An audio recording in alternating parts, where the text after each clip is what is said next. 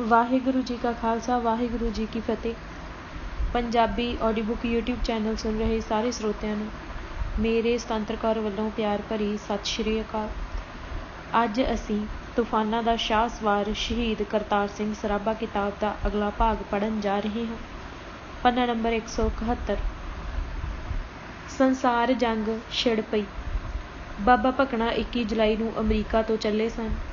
ਉਸ ਤੋਂ 4 ਦਿਨਾਂ ਬਾਅਦ ਹੀ 25 ਜੁਲਾਈ ਨੂੰ ਜਰਮਨੀ ਨੇ ਸਰਬੀਆ ਉੱਤੇ ਹਮਲਾ ਕਰ ਦਿੱਤਾ। ਭਾਵੇਂ ਬਰਤਾਨੀਆ ਅਤੇ ਰੂਸ ਨੇ ਜੰਗ ਵਿੱਚ ਸ਼ਾਮਿਲ ਹੋਣ ਦਾ ਰਸਮੀ ਐਲਾਨ ਨਹੀਂ ਕੀਤਾ ਸੀ, ਪਰ ਰਾਜਸੀ ਘਟਨਾਵਾਂ ਉੱਤੇ ਤਿੱਖੀ ਨਜ਼ਰ ਰੱਖਣ ਵਾਲੇ ਜਾਣਕਾਰ ਸਮਝ ਗਏ ਸਨ ਕਿ ਅਮਲੀ ਤੌਰ 'ਤੇ ਸੰਸਾਰ ਜੰਗ ਆਰੰਭ ਹੋ ਗਈ ਸੀ। ਬਰਤਾਨੀਆ ਵੱਲੋਂ ਰਸਮੀ ਐਲਾਨ ਕਰਨਾ ਹੀ ਬਾਕੀ ਸੀ। 26 ਜੁਲਾਈ ਨੂੰ ਲਾਸ ਏਂਜਲਸ ਦੇ ਨਜ਼ਦੀਕ ਔਕਸਨਾਡ ਨਾਮੀ ਕਸਬੇ ਵਿੱਚ ਗਦਰ ਪਾਰਟੀ ਵੱਲੋਂ ਬੁਲਾਈ ਸਭਾ ਨੂੰ ਸੰਬੋਧਿਤ ਕਰਦਿਆਂ ਆਗੂਆਂ ਨੇ ਜੰਗ ਛਿੜਨ ਦਾ ਐਲਾਨ ਕਰ ਦਿੱਤਾ ਸੀ ਅਤੇ ਪਾਰਟੀ ਵਰਕਰਾਂ ਨੂੰ ਤੁਰੰਤ ਗਦਰ ਲਈ ਕਮਰ ਕੱਸੇ ਕਰ ਲੈਣ ਦਾ ਸੱਦਾ ਦੇ ਦਿੱਤਾ ਸੀ। ਗਦਰ ਪਾਰਟੀ ਦੇ ਆਗੂਆਂ ਨੇ ਸੰਸਾਰ ਜੰਗ ਛਿੜ ਜਾਣ ਉਪਰੰਤ ਪੈਦਾ ਹੋਈ ਨਵੀਂ ਹਾਲਤ ਉੱਤੇ ਵਿਚਾਰਾਂ ਕਰਨ ਲਈ ਪਾਰਟੀ ਦੇ ਸਾਰੇ ਆਗੂਆਂ ਅਤੇ ਅਹਿਮ ਵਰਕਰਾਂ ਦੀ ਜੁਗੰਤਰ ਆਸ਼ਰਮ ਵਿੱਚ ਹੰਗਾਮੀ ਮੀਟਿੰਗ ਸੱਦ ਲਈ ਸੀ। ਇਸ ਮੀਟਿੰਗ ਵਿੱਚ ਅਮਰੀਕਾ ਅਤੇ ਕੈਨੇਡਾ ਦੇ ਤਕਰੀਬਨ ਸਾਰੇ ਅਹਿਮ ਆਗੂ ਅਤੇ ਮੋਹਰੀ ਵਰਕਰ ਸ਼ਾਮਿਲ ਹੋਏ। ਅਸਟੋਰੀਆ ਤੋਂ ਭਾਈ ਕੇਸਰ ਸਿੰਘ ਠੱਠਗੜ੍ਹ, ਸੇਂਟ ਜਾਹਨ ਤੋਂ ਪੰਡਿਤ ਕਾਸ਼ੀ ਰਾਮ ਮਲੌੜੀ, ਵਾਨਾ ਤੋਂ ਭਾਈ ਉਦਮ ਸਿੰਘ ਕਸੇਲ ਅਤੇ ਭਾਈ ਈਸ਼ਰ ਸਿੰਘ ਮਰਹਣ, ਪੋਰਟਲੈਂਡ ਤੋਂ ਭਾਈ ਰੁਲੀਆ ਸਿੰਘ ਸਰਾਭਾ ਅਤੇ ਹੋਰ, ਕੈਲੀਫੋਰਨੀਆ ਤੋਂ ਭਾਈ ਭਗਵਾਨ ਸਿੰਘ, ਮੌਲਵੀ ਬਰਕਤੁੱਲਾ, ਪੰਡਿਤ ਰਾਮ ਚੰਦਰ ਪਿਸ਼ੌਰੀਆ, ਭਾਈ ਜਵਾਲਾ ਸਿੰਘ ਠੱਠੀਆ, ਸੰਤ ਵਿਸਾਖਾ ਸਿੰਘ ਦਦੇਹਰ, ਭਾਈ ਸੰਤੋਖ ਸਿੰਘ, ਭਾਈ ਹਜ਼ਾਰਾ ਸਿੰਘ ਦਦੇਹਰ, ਭਾਈ ਕਰਮ ਸਿੰਘ ਚੀਮਾ, ਭਾਈ ਰੂਲ ਸਿੰਘ ਚੂੜਚੱਕ ਤੋਂ ਇਲਾਵਾ ਦਰਜਨਾਂ ਹੀ ਹੋਰ ਇਨਕਲਾਬੀ ਇਸ ਮੀਟਿੰਗ ਵਿੱਚ ਸ਼ਾਮਿਲ ਹੋਏ। ਕੈਨੇਡਾ ਤੋਂ ਭਾਈ ਬਲਵੰਤ ਸਿੰਘ, ਬਾਬੂ ਹਰਨਾਮ ਸਿੰਘ ਕਾਰੀ ਸਾਰੀ ਅਤੇ ਭਾਈ ਸ਼ੇਰ ਸਿੰਘ ਵੇਈ ਪੁਈ ਅਤੇ ਕੁਝ ਹੋਰ ਦੇਸ਼ ਭਗਤ ਪਹੁੰਚੇ। ਮੀਟਿੰਗ ਵਿੱਚ ਹਾਲਾਤ ਦੇ ਸਾਰੇ ਪੱਖਾਂ ਬਾਰੇ ਗੰਭੀਰ ਸਲਾਹਾਂ ਅਤੇ ਵਿਚਾਰਾਂ ਹੋਈਆਂ। ਇਸ ਗੱਲ ਬਾਰੇ ਲਗਭਗ ਸਾਰੇ ਆਗੂ ਇੱਕਮਤ ਸਨ ਕਿ ਭਾਰਤ ਅੰਦਰ ਬਰਤਾਨਵੀ ਹਕੂਮਤ ਦੇ ਖਿਲਾਫ ਬਗਾਵਤ ਜਥੇਬੰਦ ਕਰਨ ਲਈ ਪਾਰਟੀ ਨੇ ਆਪਣੇ ਆਪ ਨੂੰ ਜਥੇਬੰਦਕ ਅਤੇ ਸੈਨਿਕ ਪੱਖ ਤੋਂ ਸਮਰੱਥ ਬਣਾਉਣ ਲਈ ਤਿਆਰੀਆਂ ਦੀ ਜਿਹੜੀ ਰੂਪਰੇਖਾ ਬਣਾਈ ਸੀ, ਉਸ ਉੱਤੇ ਅਜੇ ਬਹੁਤ ਥੋੜ੍ਹਾ ਅਮਲ ਹੀ ਹੋ ਸਕਿਆ ਸੀ। ਪਾਰਟੀ ਬਣਾਉਣ ਵਕਤ ਇਹ ਅਨੁਮਾਨ ਲਾਇਆ ਗਿਆ ਸੀ ਕਿ ਸੰਸਾਰ ਜੰਗ ਛਿੜਨ ਵਿੱਚ 5-6 ਸਾਲ ਜ਼ਰੂਰ ਲੱਗਣਗੇ ਅਤੇ ਇਸ ਤਰ੍ਹਾਂ ਪਾਰਟੀ ਨੂੰ ਜਥੇਬੰਦਕ ਅਤੇ ਸੈਨਿਕ ਤਿਆਰੀਆਂ ਕਰਨ ਲਈ ਚੋਖਾ ਵਕਤ ਮਿਲ ਜਾਵੇਗਾ। ਪਰ ਹੋਇਆ ਇਹ ਕਿ ਪਾਰਟੀ ਬਣਨ ਤੋਂ 1 ਸਾਲ ਬਾਅਦ ਹੀ ਸੰਸਾਰ ਜੰਗ ਛਿੜ ਪਈ। ਇਸ ਲਈ ਮੀਟਿੰਗ ਅੰਦਰ ਵਿਚਾਰਨ ਵਾਲਾ ਪ੍ਰਮੁੱਖ ਸਵਾਲ ਇਹ ਸੀ ਕਿ ਇੰਨੀ ਘੱਟ ਤਿਆਰੀ ਨਾਲ ਭਾਰਤ ਅੰਦਰ ਬਰਤਾਨਵੀ ਰਾਜ ਵਿਰੁੱਧ ਜੰਗ ਛੇੜਨੀ ਉਚਿਤ ਹੋਵੇਗੀ। ਪੂਰੀ ਤਿਆਰੀ ਕੀਤੇ ਬਿਨਾਂ ਹੀ ਐਡੀ ਵੱਡੀ ਅਤੇ ਤਾਕਤਵਰ ਧਿਰ ਨਾਲ ਹਥਿਆਰਬੰਦ ਟੱਕਰ ਲੈਣੀ ਕਿ ਰਾਜਸੀ ਅਤੇ ਸੈਨਿਕ ਦ੍ਰਿਸ਼ਟੀ ਤੋਂ ਬਚਗਾਨਾਪਨ ਨਹੀਂ ਹੋਵੇਗਾ। ਹਾਲਤ ਬਾਰੇ ਇਹ ਨਾਮੁਖੀ ਜਾਇਜ਼ਾ ਪਾਰਟੀ ਨੂੰ ਬਰਤਾਨਵੀ ਹਕੂਮਤ ਵਿਰੁੱਧ ਹਥਿਆਰਬੰਦ ਬਗਾਵਤ ਕਰਨ ਦਾ ਮਾਰਕੇਬਾਜ਼ ਕਦਮ ਉਠਾਉਣ ਤੋਂ ਵਰਜਦਾ ਸੀ। ਪਰ ਦੂਜੇ ਪਾਸੇ ਗਦਰ ਪਾਰਟੀ ਦਾ ਬੰਨ ਨੂੰ ਹੀ ਇਸ ਖਿਆਲ ਨਾਲ ਬੰਨ੍ਹਿਆ ਗਿਆ ਸੀ ਕਿ ਜਦੋਂ ਯੂਰਪ ਵਿੱਚ ਜੰਗ ਛਿੜ ਪੈਣ ਮੌਕੇ ਬਰਤਾਨੀਆ ਨੂੰ ਆਪਣੀ ਸਾਰੀ ਜੰਗੀ ਤਾਕਤ ਯੂਰਪ ਅੰਦਰ ਯੁੱਧ ਦੇ ਮੋਰਚਿਆਂ ਉੱਤੇ ਝੋਕਣੀ ਪੈ ਜਾਵੇਗੀ ਤਾਂ ਉਸ ਵੇਲੇ ਭਾਰਤ ਅੰਦਰ ਬਸਤੀਵਾਦੀ ਰਾਜ ਨੂੰ ਉਲਟਾਉਣਾ ਮੁਕਾਬਲਤਨ ਸੌਖਾ ਹੋ ਜਾਵੇਗਾ। ਇਸ ਕਰਕੇ ਹੁਣ ਜਦੋਂ ਇਹ ਆਸ ਜਿਉਂਦੀ ਜਾਗਦੀ ਹਕੀਕਤ ਬਣ ਗਈ ਸੀ ਤਾਂ ਇਸ ਸਾਜ਼ਗਾਰ ਹਾਲਤ ਦਾ ਫਾਇਦਾ ਉਠਾਉਣ ਦੀ ਕੋਸ਼ਿਸ਼ ਕਿਉਂ ਨਾ ਕੀਤੀ ਜਾਵੇ। ਜੁਗੰਤਰ ਆਸ਼ਰਮ ਵਿੱਚ ਜੁੜ ਬੈਠੇ ਗਦਰ ਪਾਰਟੀ ਦੇ ਇਨਕਲਾਬੀ ਆਗੂ ਕਈ ਦਿਨਾਂ ਤੱਕ ਇਹਨਾਂ ਦੋ ਵਿਰੋਧੀ ਵਿਚਾਰਾਂ ਉੱਤੇ ਗਹਿਰ ਗੰਭੀਰ ਹੋ ਕੇ ਚਿੰਤਨ ਕਰਦੇ ਰਹੇ। ਭਾਈ ਭਗਵਾਨ ਸਿੰਘ, ਜਿਹੜੇ ਉਸ ਮੀਟਿੰਗ ਵਿੱਚ ਹਾਜ਼ਰ ਸਨ, ਨੇ ਆਪਣੀ ਸਵੈ ਜੀਵਨੀ ਵਿੱਚ ਗਦਰ ਪਾਰਟੀ ਦੇ ਆਗੂਆਂ ਨੂੰ ਦਰਪੇਸ਼ ਦੁਵਿਧਾ ਇੰਝ ਦਰਸਾਈ ਹੈ। ਸਾਡਾ ਖਿਆਲ ਸੀ ਕਿ ਲੜਾਈ ਵਾਸਤੇ ਯੂਰਪ ਵਿੱਚ ਹਾਲਾਤ ਤਾਂ ਬਣ ਰਹੇ ਹਨ, ਪਰ ਸਾਨੂੰ 1920 ਤੱਕ ਲੜਾਈ ਲੱਗਣ ਦੀ ਉਮੀਦ ਸੀ। ਪਰ ਇਹ ਗੱਲ ਚੱਲ ਪਈ 1914 ਵਿੱਚ। 6 ਸਾਲ ਦਾ ਜਿਹੜਾ ਅਸੀਂ ਆਪਣੇ ਆਪ ਨੂੰ ਤਿਆਰ ਕਰਨ ਦਾ ਅਤੇ ਆਪਣੇ ਪਲਾਨ ਬਣਾਉਣ ਦਾ ਮੌਕਾ ਲੱਭਦੇ ਸੀ, ਉਹ ਸਾਡੇ ਹੱਥੋਂ ਗੁੰਮ ਹੋ ਗਿਆ। ਜਿਹੜੀ ਗਦਰ ਪਾਰਟੀ ਸੀ ਇਹ ਜੂਨ 1913 ਵਿੱਚ ਬਣੀ ਸੀ। ਜਿਹੜਾ ਪਹਿਲਾ ਪਰਚਾ ਗਦਰ ਦਾ ਉਰਦੂ ਵਿੱਚ ਨਿਕਲਿਆ ਉਹ 1 ਨਵੰਬਰ 1913 ਨੂੰ ਨਿਕਲਿਆ। 9 ਮਹੀਨੇ ਬਾਅਦ ਹੀ ਦੁਨੀਆ ਦੀ ਜੰਗ ਸ਼ੁਰੂ ਹੋ ਗਈ। ਸੋਚੋ 9 ਮਹੀਨਿਆਂ ਵਿੱਚ ਕੀ ਵੱਡੀਆਂ ਕਰਾਮਾਤਾਂ ਹੋ ਸਕਦੀਆਂ ਸਨ।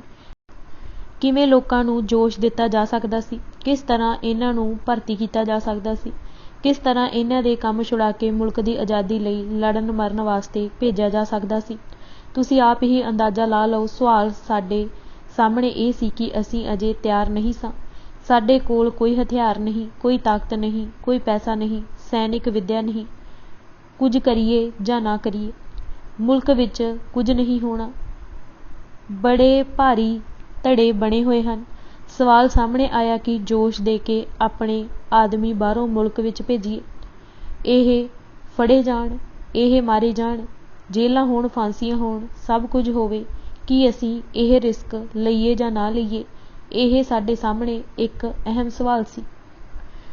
ਦੂਜੇ ਪਾਸੇ ਗਦਰੀ ਆਗੂਆਂ ਨੂੰ ਇਹ ਗੱਲ ਵੀ ਸਪਸ਼ਟ ਸੀ ਕਿ ਜੇ ਅਸੀਂ ਲੜਾਈ ਦੇ ਮੌਕੇ ਤੋਂ ਲਾਭ ਨਹੀਂ ਉਠਾਉਂਦੇ ਤਾਂ ਫਿਰ ਸਾਨੂੰ ਬੜੀ ਮੁਸ਼ਕਿਲ ਨਾਲ 50 ਸਾਲ ਬਾਅਦ ਮੌਕਾ ਮਿਲੇਗਾ। ਇਸ ਤਰ੍ਹਾਂ ਸਾਰੇ ਪੱਖਾਂ ਉੱਤੇ ਵਿਚਾਰਾਂ ਕਰਨ ਤੋਂ ਬਾਅਦ ਪਾਰਟੀ ਦੇ ਆਗੂਆਂ ਨੇ ਅਖੀਰ ਵਿੱਚ ਇਹ ਫੈਸਲਾ ਕੀਤਾ ਕਿ ਇਹ ਅੱਛਾ ਹੋਵੇਗਾ ਕਿ ਗਦਰ ਸ਼ੁਰੂ ਕਰੀਏ। ਸਾਡੇ ਆਦਮੀ ਜ਼ਰੂਰ ਮਾਰੇ ਜਾਣਗੇ, ਜੇਲ੍ਹਾਂ ਵਿੱਚ ਜਾਣਗੇ, ਤਕਲੀਫਾਂ ਹੋਣਗੀਆਂ, ਪਰ ਚੁੱਪ ਰਹਿ ਜਾਣ ਨਾਲੋਂ ਕੁਝ ਕਰਕੇ ਹਾਰ ਜਾਣਾ ਚੰਗਾ ਹੈ। ਇਤਿਹਾਸ ਵਿੱਚ ਹਾਰ ਵੀ ਕੰਮ ਆਵੇਗੀ। ਪਾਰਟੀ ਨੂੰ ਆਸ ਦੀ ਇੱਕੋ ਹੀ ਕਿਰਨ ਦਿਖਾਈ ਦਿੱਤੀ ਸੀ, ਉਹ ਇਹ ਕਿ ਜੇਕਰ ਫੌਜ ਅੰਦਰਲੇ ਭਾਰਤੀ ਫੌਜੀਆਂ ਨੂੰ ਸਾਮਰਾਜੀ ਜੰਗ ਵਿੱਚ ਅਜਾਈ ਜਾਨਾਂ ਗੁਆਉਣ ਨਾਲੋਂ ਦੇਸ਼ ਦੀ ਆਜ਼ਾਦੀ ਲਈ ਜਾਨਾਂ ਕੁਰਬਾਨ ਕਰਨ ਵਾਸਤੇ ਪ੍ਰੇਰਿਤ ਕੀਤਾ ਜਾਵੇ ਤਾਂ ਭਾਰਤ ਅੰਦਰ ਬਰਤਾਨਵੀ ਸਰਕਾਰ ਦਾ ਤਖਤਾ ਪਲਟਣ ਦੀ ਸੰਭਾਵਨਾ ਹਕੀਕਤ ਵਿੱਚ ਬਦਲ ਜਾ ਸਕਦੀ ਹੈ। ਭਾਈ ਭਗਵਾਨ ਸਿੰਘ ਨੇ ਇਸ ਵਿਚਾਰ ਦੀ ਪੁਸ਼ਟੀ ਕਰਦਿਆਂ ਲਿਖਿਆ ਹੈ, ਸਾਨੂੰ ਜ਼ਿਆਦਾ ਆਸ ਹੀ ਫੌਜੀ ਭਾਈਆਂ ਉੱਤੇ। ਅਸਾਂ ਨੇ ਸੋਚਿਆ ਫੌਜਾਂ ਵਿੱਚ ਅਸੀਂ ਕੁਝ ਨਾ ਕੁਝ ਕਰ ਸਕਦੇ ਹਾਂ। ਇਸ ਉਮੀਦ ਨਾਲ ਮੀਟਿੰਗ ਵਿੱਚ ਭਾਰੀ ਬਹੁਸੰਮਤੀ ਨਾਲ ਫੈਸਲਾ ਹੋਇਆ ਕਿ ਅਮਰੀਕਾ ਵਿੱਚ ਬੈਠੇ ਪਲਾਨ ਬਣਾਈ ਜਾਣ ਦਾ ਕੋਈ ਫਾਇਦਾ ਨਹੀਂ। ਹਿੰਦੁਸਤਾਨ ਵਿੱਚ ਜਾ ਕੇ ਅੰਗਰੇਜ਼ਾਂ ਨੂੰ ਹਥਿਆਰਬੰਦ ਲੜਾਈ ਦੇ ਜ਼ੋਰ ਦੇਸ਼ ਵਿੱਚੋਂ ਕੱਢ ਕੇ ਬਾਹਰ ਮਾਰਨ ਲਈ ਤੁਰ ਪੈਣਾ ਚਾਹੀਦਾ ਹੈ। ਦੇਸ਼ ਵਿੱਚ ਜਾ ਕੇ ਫੌਜਾਂ ਵਿੱਚ ਵੜ ਜਾਓ, ਪਿੰਡਾਂ ਵਿੱਚ ਘੁੰਮ ਕੇ ਲੋਕਾਂ ਨੂੰ ਨਾਲ ਲਵੋ, ਜੋ ਕਰਨਾ ਹੈ ਦੇਸ਼ ਵਿੱਚ ਜਾ ਕੇ ਕਰੋ। ਇਹ ਵਿਚਾਰ ਪਾਸ ਕਰਕੇ ਪਾਰਟੀ ਨੇ ਅੰਗਰੇਜ਼ੀ ਰਾਜ ਵਿਰੁੱਧ ਐਲਾਨੇ ਜੰਗ ਕਰਨ ਦਾ ਫੈਸਲਾ ਕੀਤਾ, ਜੋ 5 ਮਾਰਚ 1914 ਦੇ ਗਦਰ ਅਖਬਾਰ ਵਿੱਚ ਛਾਪ ਦਿੱਤਾ ਗਿਆ। ਭਾਈ ਸ਼ੇਰ ਸਿੰਘ ਵੇਈਪੂਈ ਦੇ ਵਿਚਾਰ ਇਸ ਫੈਸਲੇ ਦੇ ਉਲਟ ਸਨ। ਉਸਦਾ ਮਤ ਸੀ ਕਿ ਇੰਨੀ ਘੱਟ ਤਿਆਰੀ ਨਾਲ, ਜਦੋਂ ਦੇਸ਼ ਅੰਦਰ ਜਨਤਾ ਅਜੇ ਤਕਰੀਬਨ ਸੁੱਤੀ ਪਈ ਸੀ, ਗਦਰ ਦੀ ਕੋਸ਼ਿਸ਼ ਕਰਨਾ ਨੁਕਸਾਨਦੇਹ ਹੋਵੇਗਾ। ਉਸ ਨੇ ਮੀਟਿੰਗ ਅੰਦਰ ਆਪਣੇ ਵਿਚਾਰ ਖੁੱਲ੍ਹ ਕੇ ਪ੍ਰਗਟ ਕੀਤੇ ਅਤੇ ਪਾਰਟੀ ਨੂੰ ਅਜਿਹਾ ਗਲਤ ਫੈਸਲਾ ਲੈਣ ਤੋਂ ਵਰਜਣ ਦਾ ਪੁਰਜ਼ੋਰ ਯਤਨ ਕੀਤਾ। ਪਰੰਤੂ ਮੀਟਿੰਗ ਅੰਦਰ ਭਾਰੂ ਰਾਏ ਇਸ ਦੇ ਉਲਟ ਸੀ। ਇਸ ਕਰਕੇ ਜਦ ਭਾਈ ਸ਼ੇਰ ਸਿੰਘ ਦਾ ਕੋਈ ਜ਼ੋਰ ਨਾ ਚੱਲਿਆ ਤਾਂ ਉਸ ਨੇ ਅਣਮੰਨੇ ਚਿੱਤ ਨਾਲ ਭਾਰੂ ਰਾਏ ਨਾਲ ਸਹਿਮਤੀ ਪ੍ਰਗਟਾ ਦਿੱਤੀ ਅਤੇ ਹੋਰਨਾਂ ਸੰਗ ਉਹ ਵੀ ਖੁਸ਼ੀ-ਖੁਸ਼ੀ ਦੇਸ਼ ਨੂੰ ਰਵਾਨਾ ਹੋ ਗਿਆ ਸੀ। ਅਜਿਹੀ ਸਥਿਤੀ ਵਿੱਚ ਹੋਰ ਕੋਈ ਪਾਰਟੀ ਹੁੰਦੀ ਤਾਂ ਉਸ ਦਾ ਦਫਾੜ ਹੋ ਜਾਣਾ ਯਕੀਨੀ ਸੀ, ਪਰ ਗਦਰ ਪਾਰਟੀ ਦੇ ਆਗੂਆਂ ਅਤੇ ਵਰਕਰਾਂ ਵਿੱਚ ਸਮੂਹਿਕ ਸਪਿਰਿਟ ਇਤਨੀ ਤਾਕਤਵਰ ਸੀ ਕਿ ਉਹਨਾਂ ਨੇ ਇੰਨੇ ਵਿਵਾਦਗ੍ਰਸਤ ਮਸਲੇ ਨੂੰ ਪੂਰੀ ਸੂਝ, ਸਿਆਣਪ ਅਤੇ ਭਰੱਪਣ ਨਾਲ ਨਜਿੱਠ ਲਿਆ ਸੀ। ਪਾਰਟੀ ਅੰਦਰ ਮਾਮੂਲੀ ਜਿਹੀ ਵੀ ਤਰੇੜ ਨਹੀਂ ਪਈ ਸੀ। ਸਰਾਭੇ ਦੇ ਅਮਰੀਕਾ ਤੋਂ ਤੁਰਨ ਦਾ ਰਹੱਸ। ਭਾਈ ਕਰਤਾਰ ਸਿੰਘ ਸਰਾਭਾ ਯੁਗਾਂਤਰ ਆਸ਼ਰਮ ਵਿੱਚ ਹੋਈ ਇਸ ਇਤਿਹਾਸਿਕ ਮੀਟਿੰਗ ਤੋਂ ਪਹਿਲਾਂ ਹੀ ਦੇਸ਼ ਲਈ ਰਵਾਨਾ ਹੋ ਚੁੱਕਾ ਸੀ। ਉਸ ਦੇ ਅਜਿਹਾ ਕਰਨ ਦਾ ਸਬੱਬ ਕੀ ਬਣਿਆ, ਇਸ ਬਾਰੇ ਇੱਕ ਗਲਤ ਧਾਰਨਾ ਪ੍ਰਚਲਿਤ ਹੋ ਗਈ ਹੈ। ਇਸ ਗਲਤ ਧਾਰਨਾ ਦਾ ਸੋਮਾ ਗਦਰ ਪਾਰਟੀ ਦੇ ਪ੍ਰਮੁੱਖ ਇਤਿਹਾਸਕਾਰ ਗੁਰਬਚਨ ਸਿੰਘ ਸੈਂਸਰਾ ਵੱਲੋਂ ਭਾਈ ਹਰਨਾਮ ਸਿੰਘ ਕੋਟਲਾ ਨੌਦ ਸਿੰਘ ਦੇ ਹਵਾਲੇ ਨਾਲ ਦਰਜ ਕੀਤਾ ਇਦਰਾਜ ਹੈ। ਉਸਨੇ ਲਿਖਿਆ ਹੈ, ਭਾਈ ਕਰਤਾਰ ਸਿੰਘ ਸਰਾਭਾ ਤਾਂ ਇੰਨਾ ਉਤਾਵਲਾ ਸੀ ਕਿ ਉਸ ਨੇ ਕਿਸੇ ਮੀਟਿੰਗ ਜਾਂ ਫੈਸਲੇ ਨੂੰ ਨਹੀਂ ਉਡੀਕਿਆ। ਉਹ ਇਸ ਡਰ ਤੋਂ ਕਿ ਮਤਾ ਪਾਰਟੀ ਉਹਦੀ ਉੱਥੇ ਪਿੱਛੇ ਕੰਮ ਚਲਾਉਣ ਦੀ ਡਿਊਟੀ ਨਾ ਲਾ ਦੇਵੇ, 9-10 ਦੀਆਂ ਮੀਟਿੰਗਾਂ ਤੋਂ ਅਗੇਤਰਾ ਹੀ ਆਪਣੇ ਆਪ ਰਘੁਬੀਰ ਦਿਆਲ ਨੂੰ ਨਾਲ ਲੈ ਕੇ ਦੇਸ਼ ਤੁਰ ਪਿਆ। ਆਪਣੀ ਜਣੇ ਭਾਈ ਹਰਨਾਮ ਸਿੰਘ ਨੇ ਅਤੇ ਗੁਰਚਰਨ ਸਿੰਘ ਸੈਂਸਰਾ ਨੇ ਵੀ ਇਹ ਗੱਲ ਕਰਤਾਰ ਸਿੰਘ ਸਰਾਭਾ ਦੀ ਵਡਿਆਈ ਵਿੱਚ ਉਸ ਦੀ ਇਨਕਲਾਬੀ ਸਪਿਰਿਟ ਦੀ ਤੀਬਰਤਾ ਦਰਸਾਉਣ ਲਈ ਕਹੀ ਹੈ, ਪਰ ਹਕੀਕਤ ਵਿੱਚ ਇਹ ਸਰਾਭੇ ਦੀ ਵਡਿਆਈ ਨਹੀਂ ਬਦਖੋਹੀ ਬਣਦੀ ਹੈ। ਇਸ ਵਿੱਚੋਂ ਸਰਾਭੇ ਦਾ ਆਪ ਹੁਦਰੇ ਵਿਅਕਤੀ ਦਾ ਪ੍ਰਭਾਵ ਬਣਦਾ ਹੈ, ਜਿਹੜਾ ਕਿ ਪੂਰੀ ਤਰ੍ਹਾਂ ਗਲਤ ਹੈ। ਗਦਰ ਪਾਰਟੀ ਦੇ ਸਮੁੱਚੇ ਅਭਿਆਸ ਵਿੱਚੋਂ ਇਹ ਗੱਲ ਭਲੀ ਭਾਂਤ ਉਜਾਗਰ ਹੁੰਦੀ ਹੈ ਕਿ ਇਹ ਪਾਰਟੀ ਆਪੋ ਆਪਣੀ ਮਰਜ਼ੀ ਮੁਤਾਬਕ ਚੱਲਣ ਵਾਲੇ ਆਪ ਹੁਦਰੇ ਅਤੇ ਆਪ ਮੁਹਾਰੇ ਵਿਅਕਤੀਆਂ ਦਾ ਇਕੱਠ ਨਹੀਂ ਸੀ। ਇਹ ਪਾਰਟੀ ਨੂੰ ਮੁਕੰਮਲ ਰੂਪ ਵਿੱਚ ਸਮਰਪਿਤ ਸਿਰਲੱਥ ਜੁਝਾਰੂਆਂ ਦਾ ਦਲ ਸੀ। ਪਾਰਟੀ ਦੇ ਸਾਰੇ ਫੈਸਲੇ ਪੂਰੀ ਸੋਚ ਵਿਚਾਰ ਕਰਕੇ ਸਾਰੇ ਮੈਂਬਰਾਂ ਦੀ ਰਾਏ ਅਤੇ ਸਹਿਮਤੀ ਨਾਲ ਲਏ ਜਾਂਦੇ ਸਨ ਅਤੇ ਪਾਰਟੀ ਦਾ ਹਰ ਮੈਂਬਰ ਸਮੂਹਿਕ ਰੂਪ ਵਿੱਚ ਹੋਏ ਫੈਸਲੇ ਨੂੰ ਪੂਰੀ ਇਮਾਨਦਾਰੀ ਅਤੇ ਵਫਾਦਾਰੀ ਨਾਲ ਲਾਗੂ ਕਰਨ ਲਈ ਵਚਨਬੱਧ ਹੁੰਦਾ ਸੀ। ਇੱਥੇ ਮੈਂਬਰਾਂ ਦੀਆਂ ਨਿੱਜੀ ਪਸੰਦਾਂ ਅਤੇ ਇੱਛਾਵਾਂ ਨੂੰ ਪਾਰਟੀ ਦੀਆਂ ਸਮੂਹਿਕ ਲੋੜਾਂ ਅਤੇ ਫੈਸਲਿਆਂ ਦੀ ਅਧੀਨਗੀ ਕਬੂਲ ਕਰਨੀ ਪੈਂਦੀ ਸੀ। ਇਹ ਸਮੂਹਿਕ ਸਪਿਰਿਟ ਪਾਰਟੀ ਦੀ ਵੱਡੀ ਸਿਫਤ ਅਤੇ ਵਿਲੱਖਣਤਾ ਸੀ। ਭਾਈ ਕਰਤਾਰ ਸਿੰਘ ਸਰਾਭਾ ਦੇ ਸਮੁੱਚੇ ਇਨਕਲਾਬੀ ਜੀਵਨ ਵਿੱਚੋਂ ਅਜਿਹੀ ਇੱਕ ਵੀ ਮਿਸਾਲ ਨਹੀਂ ਮਿਲਦੀ ਜਦੋਂ ਉਸਨੇ ਆਪਣੇ ਕਿਸੇ ਨਿੱਜੀ ਪਸੰਦ ਜਾਂ ਇੱਛਾ ਨੂੰ ਪਾਰਟੀ ਦੀ ਸਮੂਹਿਕ ਲੋੜ ਨਾਲੋਂ ਉੱਪਰ ਰੱਖਿਆ ਹੋਵੇ। ਇਹ ਠੀਕ ਹੈ ਕਿ ਉਸਦਾ ਇਨਕਲਾਬੀ ਜੋਸ਼ ਅਤੇ ਜਜ਼ਬਾ ਡੁੱਲ ਪੈਂਦਾ ਸੀ, ਪਰ ਉਸਨੇ ਕਦੇ ਵੀ ਕਿਸੇ ਵੀ ਸੂਰਤ ਵਿੱਚ ਪਾਰਟੀ ਦੇ ਬੰਧੇਜ ਨੂੰ ਤੋੜਨ ਦੀ ਕੁਤਾਹੀ ਨਹੀਂ ਕੀਤੀ ਸੀ।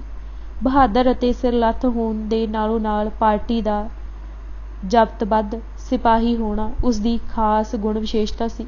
ਇਸ ਕਰਕੇ ਉਸ ਬਾਰੇ ਇਹ ਕਹਿਣਾ ਕਿ ਉਹ ਪਾਰਟੀ ਦੀ ਕਿਸੇ ਮੀਟਿੰਗ ਜਾਂ ਫੈਸਲੇ ਦੀ ਉਡੀਕ ਕੀਤੇ ਬਿਨਾਂ ਹੀ ਆਪਣੇ ਆਪ ਰਘੁਬੀਰ ਦਿਆਲ ਨੂੰ ਨਾਲ ਲੈ ਕੇ ਦੇਸ਼ ਤੁਰ ਪਿਆ, ਜਿੱਥੇ ਉਸਦੀ ਸ਼ਖਸੀਅਤ ਦਾ ਗਲਤ ਚਿਤਰਨ ਕਰਦਾ ਹੈ, ਉੱਥੇ ਇਹ ਗੱਲ ਤੱਥ ਦੇ ਤੌਰ ਤੇ ਵੀ ਸਹੀ ਨਹੀਂ ਹੈ। ਅਸਲ ਗੱਲ ਕੀ ਹੋਈ ਸੀ, ਇਸ ਬਾਰੇ ਬਾਬਾ ਸੋਹਣ ਸਿੰਘ ਭਕਨਾ ਅਤੇ ਭਾਈ ਕਰਤਾਰ ਸਿੰਘ ਲਤਾਲਾ ਦੇ ਕਥਨਾਂ ਤੋਂ ਭਰਪੂਰ ਇਸ਼ਾਰੇ ਮਿਲ ਜਾਂਦੇ ਹਨ। ਬਾਬਾ ਭਕਨਾ ਜੀ ਦੇ ਦੱਸਣ ਅਨੁਸਾਰ ਜਦੋਂ ਪਾਰਟੀ ਨੇ ਇਨਕਲਾਬ ਲਈ ਹਿੰਦੁਸਤਾਨ ਜਾਣ ਦਾ ਫੈਸਲਾ ਕੀਤਾ ਤਾਂ ਕਰਤਾਰ ਸਿੰਘ ਸਰਾਭਾ ਸਭ ਤੋਂ ਪਹਿਲਾਂ ਤੁਰ ਪਿਆ। ਉਹ ਇਕੱਲਾ ਨਹੀਂ ਆਇਆ ਸੀ, ਸਗੋਂ 3 ਅਮਰੀਕਨ ਇਨਕਲਾਬੀ ਦੋਸਤ, ਜਿਨ੍ਹਾਂ ਚੋਂ ਇੱਕ ਇਸਤਰੀ ਅਤੇ 2 ਮਰਦ ਸਨ, ਉਸ ਦੇ ਨਾਲ ਸਨ। ਇਹ ਅਮਰੀਕਨ ਇਨਕਲਾਬੀ ਦੋਸਤ ਕੌਣ ਸਨ ਅਤੇ ਇਹ ਭਾਰਤ ਕਿਸ ਕੰਮ ਲਈ ਆ ਰਹੇ ਸਨ, ਇਸ ਦਾ ਇੱਕ ਇਸ਼ਾਰਾ ਭਾਈ ਕਰਤਾਰ ਸਿੰਘ ਲਤਾਲਾ ਦੇ ਬਿਆਨਾਂ ਤੋਂ ਮਿਲਦਾ ਹੈ, ਜੋ ਗੁਰਚਰਨ ਸਿੰਘ ਸੈਂਸਰਾ ਨੇ ਆਪਣੇ ਗਦਰ ਪਾਰਟੀ ਦੇ ਇਤਿਹਾਸ ਦੇ ਸਫ਼ੇ 102-3 ਤੇ ਦਰਜ ਕੀਤਾ ਹੈ। ਭਾਈ ਕਰਤਾਰ ਸਿੰਘ ਲਤਾਲਾ ਆਪਣੇ ਬਿਆਨ ਵਿੱਚ ਦੱਸਦੇ ਹਨ, ਭਾਈ ਭਗਤ ਸਿੰਘ ਉਰਫ ਗਾਧਾ ਸਿੰਘ ਨੇ ਮੈਨੂੰ ਜੰਗ ਛਿੜਨ ਤੋਂ ਪਹਿਲਾਂ ਹਿੰਦੁਸਤਾਨ ਭੇਜਿਆ ਗਿਆ ਕਿ ਅਸੀਂ ਪੰਜਾਬੋਂ ਹਟਵੀਂ ਕਿਸੇ ਰਿਆਸਤ ਵਿੱਚ ਜ਼ਮੀਨ ਖਰੀਦ ਕੇ ਉੱਥੇ ਖੁਫੀਆ ਪ੍ਰੈਸ ਲਾਈਏ। ਅਖਬਾਰ ਦੇ ਮਜ਼ਮੂਨ ਸਾਨ ਫਰਾਂਸਿਸਕੋ ਤੋਂ ਲਿਖੇ ਜਾ ਕੇ ਇੰਗਲੈਂਡ ਇੱਕ ਕੱਪੜੇ ਦੀ ਫਾਰਮ ਪਾਸ ਜਾਇਆ ਕਰਨੇ ਸਨ, ਉੱਥੋਂ ਉਸ ਫਾਰਮ ਦੀ ਦਿੱਲੀ ਬ੍ਰਾਂਚ ਪਾਸ, ਇੱਥੋਂ ਅਗਾਂਹ ਕੈਲੀਫੋਰਨੀਆ ਤੋਂ ਆਉਣ ਵਾਲੀ ਇੱਕ ਰੂਸੀ ਕੁੜੀ ਮਿਸ ਰੂਜ਼ੋ ਕੂਹਰ ਨੇ ਉਹ ਮਜ਼ਮੂਨ ਇਹਨਾਂ ਨੂੰ ਭਾਰਤ ਪਹੁੰਚਾਇਆ ਕਰਨੇ ਸਨ। ਇਹ ਮਜ਼ਮੂਨ ਫਿਰ ਪ੍ਰੈਸ ਵਿੱਚ ਛਾਪ ਕੇ ਅਤੇ ਛਪੇ ਅਖਬਾਰ ਸੂਟਕੇਸਾਂ ਵਿੱਚ ਬੰਦ ਕਰਕੇ ਕਿਸੇ ਲਾਗੇ ਦੇ ਸ਼ਹਿਰ ਵਿੱਚ ਇਸ ਰੂਸੀ ਲੜਕੀ ਨੂੰ ਦਿੱਤੇ ਜਾਇਆ ਕਰਨੇ ਸਨ, ਜਿਸ ਨੇ ਇਸ ਨੂੰ ਪੰਜਾਬ ਅਤੇ ਹਿੰਦੁਸਤਾਨ ਵਿੱਚ ਵੰਡਾਈ ਦੇ ਸ਼ਹਿਰੀ ਅੱਡਿਆਂ ਉੱਤੇ ਪਹੁੰਚਾਇਆ ਕਰਨਾ ਸੀ। ਇੱਕ ਬੁੱਢੇ ਅੰਗਰੇਜ਼ ਸੋਸ਼ਲਿਸਟ ਅਤੇ ਅਮਰੀਕਨ ਮਜ਼ਦੂਰ ਲੀਡਰ ਨੇ, ਜਿਨ੍ਹਾਂ ਦੇ ਮੈਂ ਨਾਂ ਨਹੀਂ ਜਾਣਦਾ, ਸਾਡੀ ਸਹਾਇਤਾ ਲਈ ਹਿੰਦ ਆਉਣਾ ਸੀ। ਅਸੀਂ ਅਜੇ ਜਾਪਾਨ ਵਿੱਚ ਹੀ ਸਾਂ ਕਿ ਜੰਗ ਲੱਗ ਪਈ। ਸਾਡੇ ਹਿੰਦ ਵਿੱਚ ਆ ਜਾਣ ਤੋਂ ਬਾਅਦ ਟਾਪੂਆਂ ਵਿੱਚੋਂ ਆਉਣ ਵਾਲਿਆਂ ਦੀ ਹਿੰਦ ਵਿੱਚ ਫੜੋ ਫੜੀ ਸ਼ੁਰੂ ਹੋ ਗਈ। ਸਾਡੇ ਜਿੰਮੇ ਲੱਗਾ ਇਹ ਕੰਮ ਵਿੱਚੇ ਰਹਿ ਗਿਆ। ਇਸ ਤੋਂ ਜ਼ਾਹਿਰ ਹੁੰਦਾ ਹੈ ਕਿ ਕਰਤਾਰ ਸਿੰਘ ਸਰਾਭਾ ਅਮਰੀਕਾ ਤੋਂ ਪੂਰੀ ਟੀਮ ਲੈ ਕੇ ਇੱਕ ਵੱਡੀ ਪਲਾਨ ਦੇ ਤਹਿਤ ਭਾਰਤ ਨੂੰ ਚੱਲਿਆ ਸੀ। ਇਸ ਦੀ ਪੁਸ਼ਟੀ ਭਾਈ ਹਰਨਾਮ ਸਿੰਘ ਦੇ ਹੀ ਇੱਕ ਸਵੈ ਕਥਨ ਤੋਂ ਵੀ ਹੁੰਦੀ ਹੈ। ਗਦਰ ਦੇ ਅਸਫਲ ਹੋ ਜਾਣ ਦੇ ਕਈ ਦਹਾਕਿਆਂ ਬਾਅਦ ਭਾਈ ਹਰਨਾਮ ਸਿੰਘ ਇੱਕ ਗੱਲਬਾਤ ਦੌਰਾਨ ਜੰਗ ਛਿੜ ਪੈਣ ਉਪਰੰਤ ਅਮਰੀਕਾ ਅੰਦਰ ਗਦਰ ਪਾਰਟੀ ਦੇ ਫੌਰੀ ਪ੍ਰਤੀਕਰਮ ਦੀ ਵਿਆਖਿਆ ਕਰਦਿਆਂ ਸਰਾਭੇ ਦੇ ਅਮਰੀਕਾ ਤੋਂ ਚੱਲਣ ਬਾਰੇ ਇਹ ਵੇਰਵਾ ਦਿੱਤਾ ਸੀ। ਉਧਰ ਕਰਤਾਰ ਸਿੰਘ ਸਰਾਭਾ ਜੰਗ ਛਿੜਨ ਕਰਕੇ ਹਵਾਈ ਜਹਾਜ਼ ਚਲਾਉਣਾ ਸਿੱਖਣ ਦਾ ਕੰਮ ਅਧੂਰਾ ਛੱਡ ਕੇ ਭਾਰਤ ਚਲਾ ਆਇਆ ਸੀ। ਉਹ ਰਘਬੀਰ ਦਿਆਲ ਗੁਪਤਾ, ਅਮਰੀਕੀ ਇਨਕਲਾਬੀ ਗੋਰਾ ਜੈਕ ਅਤੇ ਆਪਣੇ 2-3 ਪੰਜਾਬੀ ਮਿੱਤਰਾਂ ਨੂੰ ਨਾਲ ਲੈ ਕੇ ਪਾਰਟੀ ਫੈਸਲੇ ਦੀ ਉਡੀਕ ਕੀਤੇ ਬਗੈਰ ਹੀ ਹਿੰਦੁਸਤਾਨ ਨੂੰ ਚੱਲ ਪਿਆ ਸੀ। ਇਹ ਜਥਾ ਕੋਲੰਬੋ ਦੇ ਰਾਹ ਹਿੰਦੁਸਤਾਨ ਵਿੱਚ ਦਾਖਲ ਹੋਇਆ। ਅਮਰੀਕਨ ਗੋਰੇ ਪਾਸ ਪਾਸਪੋਰਟ ਨਾ ਹੋਣ ਕਰਕੇ ਉਸਨੂੰ ਵਾਪਸ ਮੋੜ ਦਿੱਤਾ ਸੀ। ਭਾਈ ਹਰਨਾਮ ਸਿੰਘ ਦੇ ਉਪਰੋਕਤ ਕਥਨ ਤੋਂ ਸਾਫ਼ ਜ਼ਾਹਿਰ ਹੁੰਦਾ ਹੈ ਕਿ ਉਹਨਾਂ ਨੂੰ ਸਰਾਭੇ ਦੇ ਅਮਰੀਕਾ ਤੋਂ ਚੱਲਣ ਬਾਰੇ ਤੱਥਾਂ ਦੀ ਪੂਰੀ ਅਤੇ ਸਹੀ ਜਾਣਕਾਰੀ ਨਹੀਂ ਸੀ। ਇਸ ਦਾ ਇੱਕ ਕਾਰਨ ਤਾਂ ਇਹ ਸੀ ਕਿ ਸਰਾਭੇ ਦੀ ਟੀਮ ਸਮੇਤ ਭਾਰਤ ਜਾਣ ਦਾ ਫੈਸਲਾ ਗੁਪਤ ਕਮਿਸ਼ਨ ਅੰਦਰ ਹੀ ਵਿਚਾਰਿਆ ਗਿਆ ਸੀ। ਇਸ ਬਾਰੇ ਗੁਪਤ ਕਮਿਸ਼ਨ ਦੇ 3 ਮੈਂਬਰਾਂ ਤੋਂ ਇਲਾਵਾ ਹੋਰ ਕਿਸੇ ਨੂੰ ਕੋਈ ਜਾਣਕਾਰੀ ਨਹੀਂ ਸੀ। ਦੂਜੀ ਗੱਲ ਇਹ ਕਿ ਸਰਾਭੇ ਦੇ ਅਮਰੀਕਾ ਤੋਂ ਚੱਲਣ ਵੇਲੇ ਭਾਈ ਹਰਨਾਮ ਸਿੰਘ ਸਟਾਕਟਨ ਹਸਪਤਾਲ ਵਿੱਚ ਜੇਰੇ ਇਲਾਜ ਸਨ। ਉਹਨਾਂ ਦੇ ਆਪਣੇ ਹੀ ਦੱਸਣ ਅਨੁਸਾਰ ਉਹ ਅਰਸੇ ਦੌਰਾਨ ਪਾਰਟੀ ਦੀਆਂ ਸਰਗਰਮੀਆਂ ਬਾਰੇ ਭਾਈ ਸੰਤੋਖ ਸਿੰਘ ਹਰ ਦੂਜੇ-ਤੀਜੇ ਦਿਨ ਸਟਾਕਟਨ ਹਸਪਤਾਲ ਵਿੱਚ ਜਾ ਕੇ ਮੈਨੂੰ ਸਾਰੀ ਗੱਲਬਾਤ ਤੋਂ ਜਾਣੂ ਕਰਵਾਉਂਦੇ ਰਹੇ। ਅਜਿਹੀ ਹਾਲਤ ਵਿੱਚ ਭਾਈ ਹਰਨਾਮ ਸਿੰਘ ਦੀ ਜਾਣਕਾਰੀ ਅਧੂਰੀ ਹੋਣ ਅਤੇ ਇਸ ਅਧੂਰੀ ਜਾਣਕਾਰੀ ਦੇ ਆਧਾਰ 'ਤੇ ਉਹਨਾਂ ਵੱਲੋਂ ਕੁਝ ਗਲਤ ਨਿਰਣੇ ਕੱਢ ਲੈਣ ਦੀ ਸੰਭਾਵਨਾ ਤੋਂ ਇਨਕਾਰੀ ਨਹੀਂ ਹੋਇਆ ਜਾ ਸਕਦਾ। ਭਾਈ ਹਰਨਾਮ ਸਿੰਘ ਆਪ ਪੂਰੇ ਤੰਦਰੁਸਤ ਹੋ ਜਾਣ ਉਪਰੰਤ ਦਸੰਬਰ ਵਿੱਚ ਭਾਰਤ ਪਹੁੰਚੇ ਸਨ। ਗੁਰਚਰਨ ਸਿੰਘ ਸੈਂਸਰਾ ਦਾ ਜ਼ਿੰਮੇਵਾਰ ਇਤਿਹਾਸਕਾਰ ਹੋਣ ਦੇ ਨਾਤੇ ਇਹ ਫਰਜ਼ ਬਣਦਾ ਸੀ ਕਿ ਉਹ ਭਾਈ ਹਰਨਾਮ ਸਿੰਘ ਦੇ ਕਥਨ ਨੂੰ ਬਿਨਾਂ ਘੋਖੇ ਪ੍ਰਵਾਨ ਕਰ ਲੈਣ ਦੀ ਥਾਂ ਉਸ ਕੋਲ ਹਾਸਲ ਦੂਸਰੇ ਤੱਥਾਂ, ਜਿਨ੍ਹਾਂ ਦਾ ਹਵਾਲਾ ਉੱਪਰ ਦਿੱਤਾ ਗਿਆ ਹੈ, ਦੀ ਰੌਸ਼ਨੀ ਵਿੱਚ ਇਸ ਦੀ ਪੂਰੀ ਨਿਰਖ ਪਰਖ ਕਰਦਾ। ਬਾਅਦ ਵਿੱਚ ਜਾ ਕੇ ਬਹੁਤ ਸਾਰੇ ਕੱਚ ਘਰੜ ਜੀਵਨਕਾਰਾਂ ਨੇ ਵੀ ਸੈਂਸਰੇ ਦੀ ਗਲਤੀ ਨੂੰ ਸੋਧਣ ਦੀ ਬਜਾਏ ਇਸ ਨੂੰ ਇੰਨ-ਬਿੰਨ ਦੁਹਰਾ ਦਿੱਤਾ ਹੈ। ਇੱਕ ਤੱਥ ਹੋਰ ਬਾਬਾ ਸੋਹਣ ਸਿੰਘ ਭਕਨਾ ਜੀ ਨੇ ਲਿਖਿਆ ਹੈ ਕਿ ਜਦੋਂ ਉਹਨਾਂ ਦਾ ਜਹਾਜ਼ ਯੋਕੋਹਾਮਾ ਤੋਂ ਚੱਲ ਕੇ ਜਾਪਾਨ ਦੇ ਹੀ ਇੱਕ ਦੂਸਰੇ ਘਾਟ ਕੋਬੇ ਉੱਤੇ ਜਾ ਲੱਗਾ ਤਾਂ ਮੈਂ ਜਹਾਜ਼ੋਂ ਉਤਰ ਕੇ ਫਲੋਹਾਰ ਖਰੀਦਣ ਸ਼ਹਿਰ ਨੂੰ ਤੁਰਨ ਲੱਗਾ ਸੀ ਕਿ ਭਾਈ ਕਰਤਾਰ ਸਿੰਘ ਸਰਾਭਾ ਅਤੇ ਇੱਕ ਹੋਰ ਦੇਸ਼ ਭਗਤ ਜਹਾਜ਼ ਵੱਲ ਆ ਰਹੇ ਨਜ਼ਰ ਪਏ।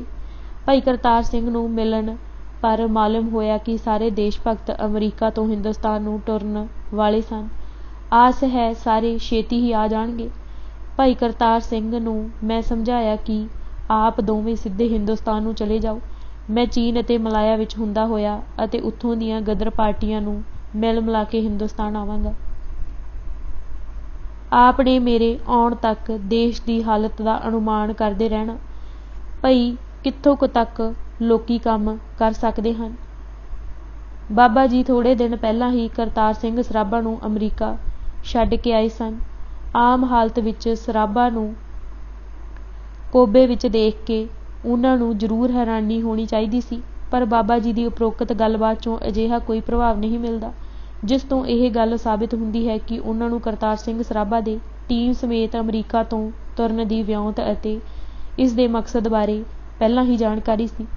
ਦੂਜੀ ਗੱਲ, ਗਦਰ ਪਾਰਟੀ ਦੇ ਆਗੂਆਂ ਅੰਦਰ ਪਹਿਲਾਂ ਹੀ ਇਹ ਆਮ ਸਹਿਮਤੀ ਬਣ ਗਈ ਸੀ ਕਿ ਜੰਗ ਦਾ ਐਲਾਨ ਹੁੰਦਿਆਂ ਹੀ ਸਾਰੇ ਦੇਸ਼ ਭਗਤ ਅਮਰੀਕਾ ਛੱਡ ਕੇ ਹਿੰਦੁਸਤਾਨ ਚਲੇ ਜਾਣ ਅਤੇ ਉੱਥੇ ਜਾ ਕੇ ਬਗਾਵਤ ਜਥੇਬੰਦ ਕਰਨ ਦੇ ਯਤਨ ਕੀਤੇ ਜਾਣਗੇ।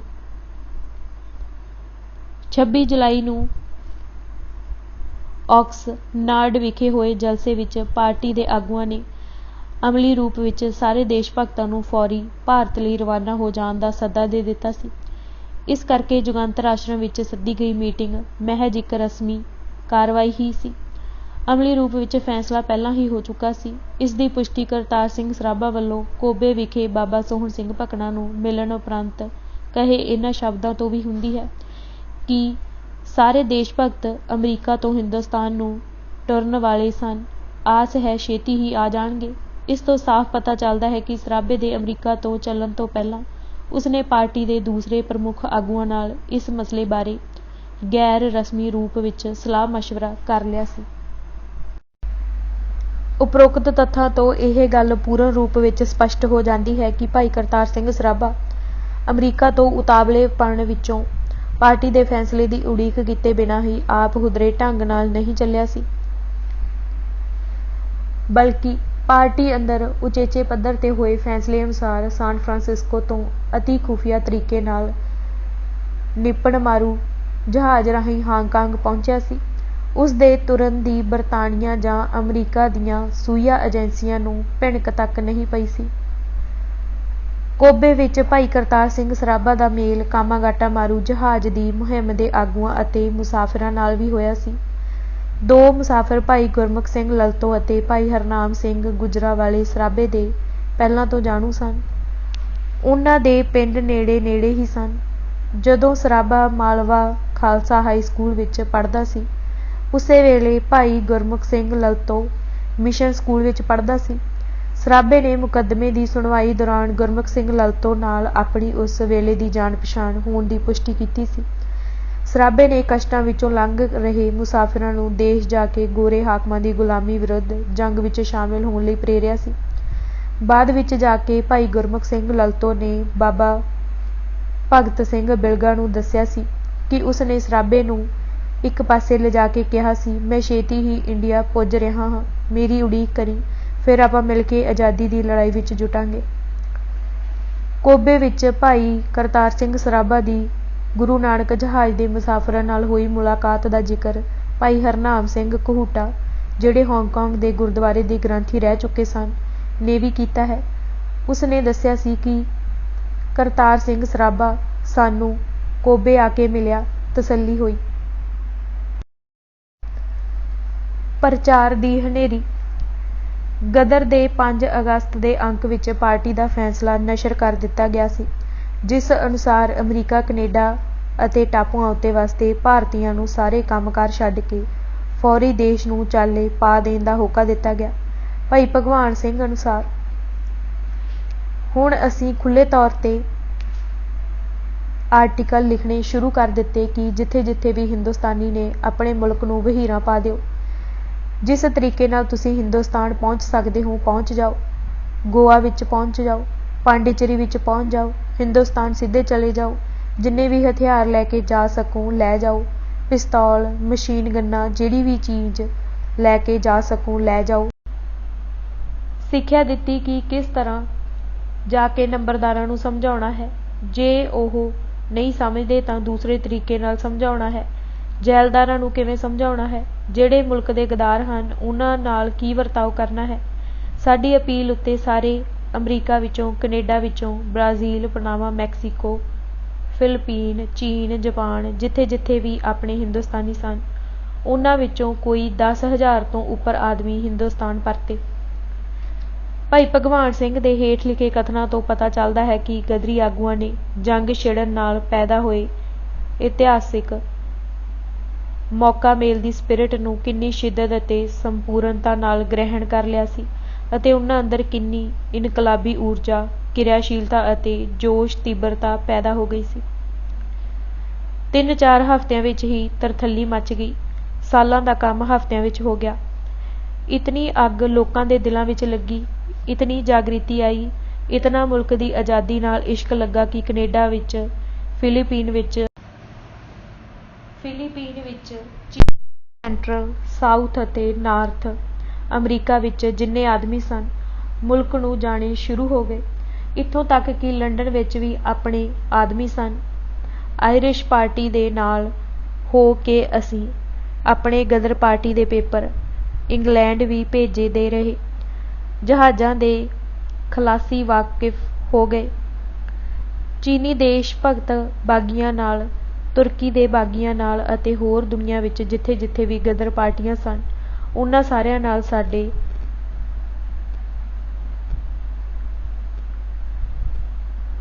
ਤੁਅੱਲਕਾਤ ਹੋ ਗਏ। ਤੁਰਕੀ ਅੰਬੈਸੀ ਨਾਲ ਵੀ ਸਾਡੀ ਗੱਲਬਾਤ ਹੋ ਚੁੱਕੀ ਸੀ। ਇਸ ਦਾ ਮਤਲਬ ਇਹ ਕਿ ਹੁਣ ਗਦਰ ਪਾਰਟੀ ਇੱਕ ਮਾਮੂਲੀ ਪਾਰਟੀ ਨਹੀਂ ਸੀ, ਇਹ ਇੱਕ ਇੰਟਰਨੈਸ਼ਨਲ ਮੂਵਮੈਂਟ ਦੀ ਸ਼ਕਲ ਇਖਤਿਆਰ ਕਰ ਚੁੱਕੀ ਸੀ। ਪਾਰਟੀ ਦੇ ਆਗੂਆਂ ਅਤੇ ਵਰਕਰਾਂ ਅੰਦਰ ਲੋੜੇ ਦਾ ਬਲ ਪੈਦਾ ਹੋ ਗਿਆ ਸੀ। 14 ਜਾਂ 16 ਘੰਟੇ ਖੇਤਾਂ ਮਿੱਲਾਂ ਵਿੱਚ ਕੰਮ ਕਰਕੇ ਜਦ ਸਾਡੇ ਭਾਈ ਆਪਣੇ ਟਿਕਾਣੇ ਵਾਪਸ ਆਉਂਦੇ ਤਾਂ 7 ਤੋਂ 8 ਵਜੇ ਤੱਕ ਅਸੀਂ ਇੱਕ ਕੈਂਪ ਜਾਣਾ, 9 ਤੋਂ 10 ਅਤੇ 10 ਤੋਂ 11 ਹੋਰ ਕੈਂਪਾਂ ਵਿੱਚ ਜਾਣਾ। 3-3, 4-4 ਅਤੇ ਕਈ ਵਾਰੀ 5-5 ਲੈਕਚਰ ਅਸਾਂ ਸ਼ਾਮ 7 ਵਜੇ ਤੋਂ 11 ਵਜੇ ਦੇ ਦਰਮਿਆਨ ਕਰਨੇ। ਕਾਫਲੇ ਤੁਰ ਪਏ। ਪਾਰਟੀ ਦੇ ਆਗੂਆਂ ਨੇ ਦਿਨਾਂ ਅੰਦਰ ਹੀ ਲੇਖਾਂ, ਕਵਿਤਾਵਾਂ ਅਤੇ ਭਾਸ਼ਣਾਂ ਦੇ ਜ਼ਰੀਏ ਲੋਕਾਂ ਦੇ ਦਿਲਾਂ ਅੰਦਰ ਅਜਿਹੀ ਇਨਕਲਾਬੀ ਰੂਹ ਫੂਕ ਦਿੱਤੀ ਸੀ ਕਿ ਮਿੱਲਾਂ, ਖੇਤਾਂ ਅਤੇ ਹੋਰਨਾਂ ਥਾਵਾਂ 'ਤੇ ਕੰਮ ਕਰਦੇ ਪੰਜਾਬੀਆਂ, ਖਾਸ ਕਰਕੇ ਸਿੱਖਾਂ ਨੇ ਇੱਕਦਮ ਦੇਸ਼ ਨੂੰ ਵਹੀਰਾਂ ਘੱਤ ਦਿੱਤੀਆਂ। ਪੋਰਟਲੈਂਡ ਦੇ ਇੱਕ ਅਖਬਾਰ ਦੀ ਪੋਰਟਲੈਂਡ ਟੈਲੀਗ੍ਰਾਮ ਨੇ 7 ਅਗਸਤ 1914 ਨੂੰ ਭਾਰਤੀਆਂ ਦੇ ਪੋਰਟਲੈਂਡ ਤੋਂ ਨਿਕਾਸ ਬਾਰੇ ਇੱਕ ਰਿਪੋਰਟ ਛਾਪੀ, ਜਿਸ ਦਾ ਸਿਰਲੇਖ ਸੀ, ਹਿੰਦੂਆਂ ਨੇ ਇਨਕਲਾਬ ਵਿੱਚ ਲੜਨ ਲਈ ਦੇਸ਼ ਨੂੰ ਵਹੀਰਾਂ ਘੱਤੀਆਂ।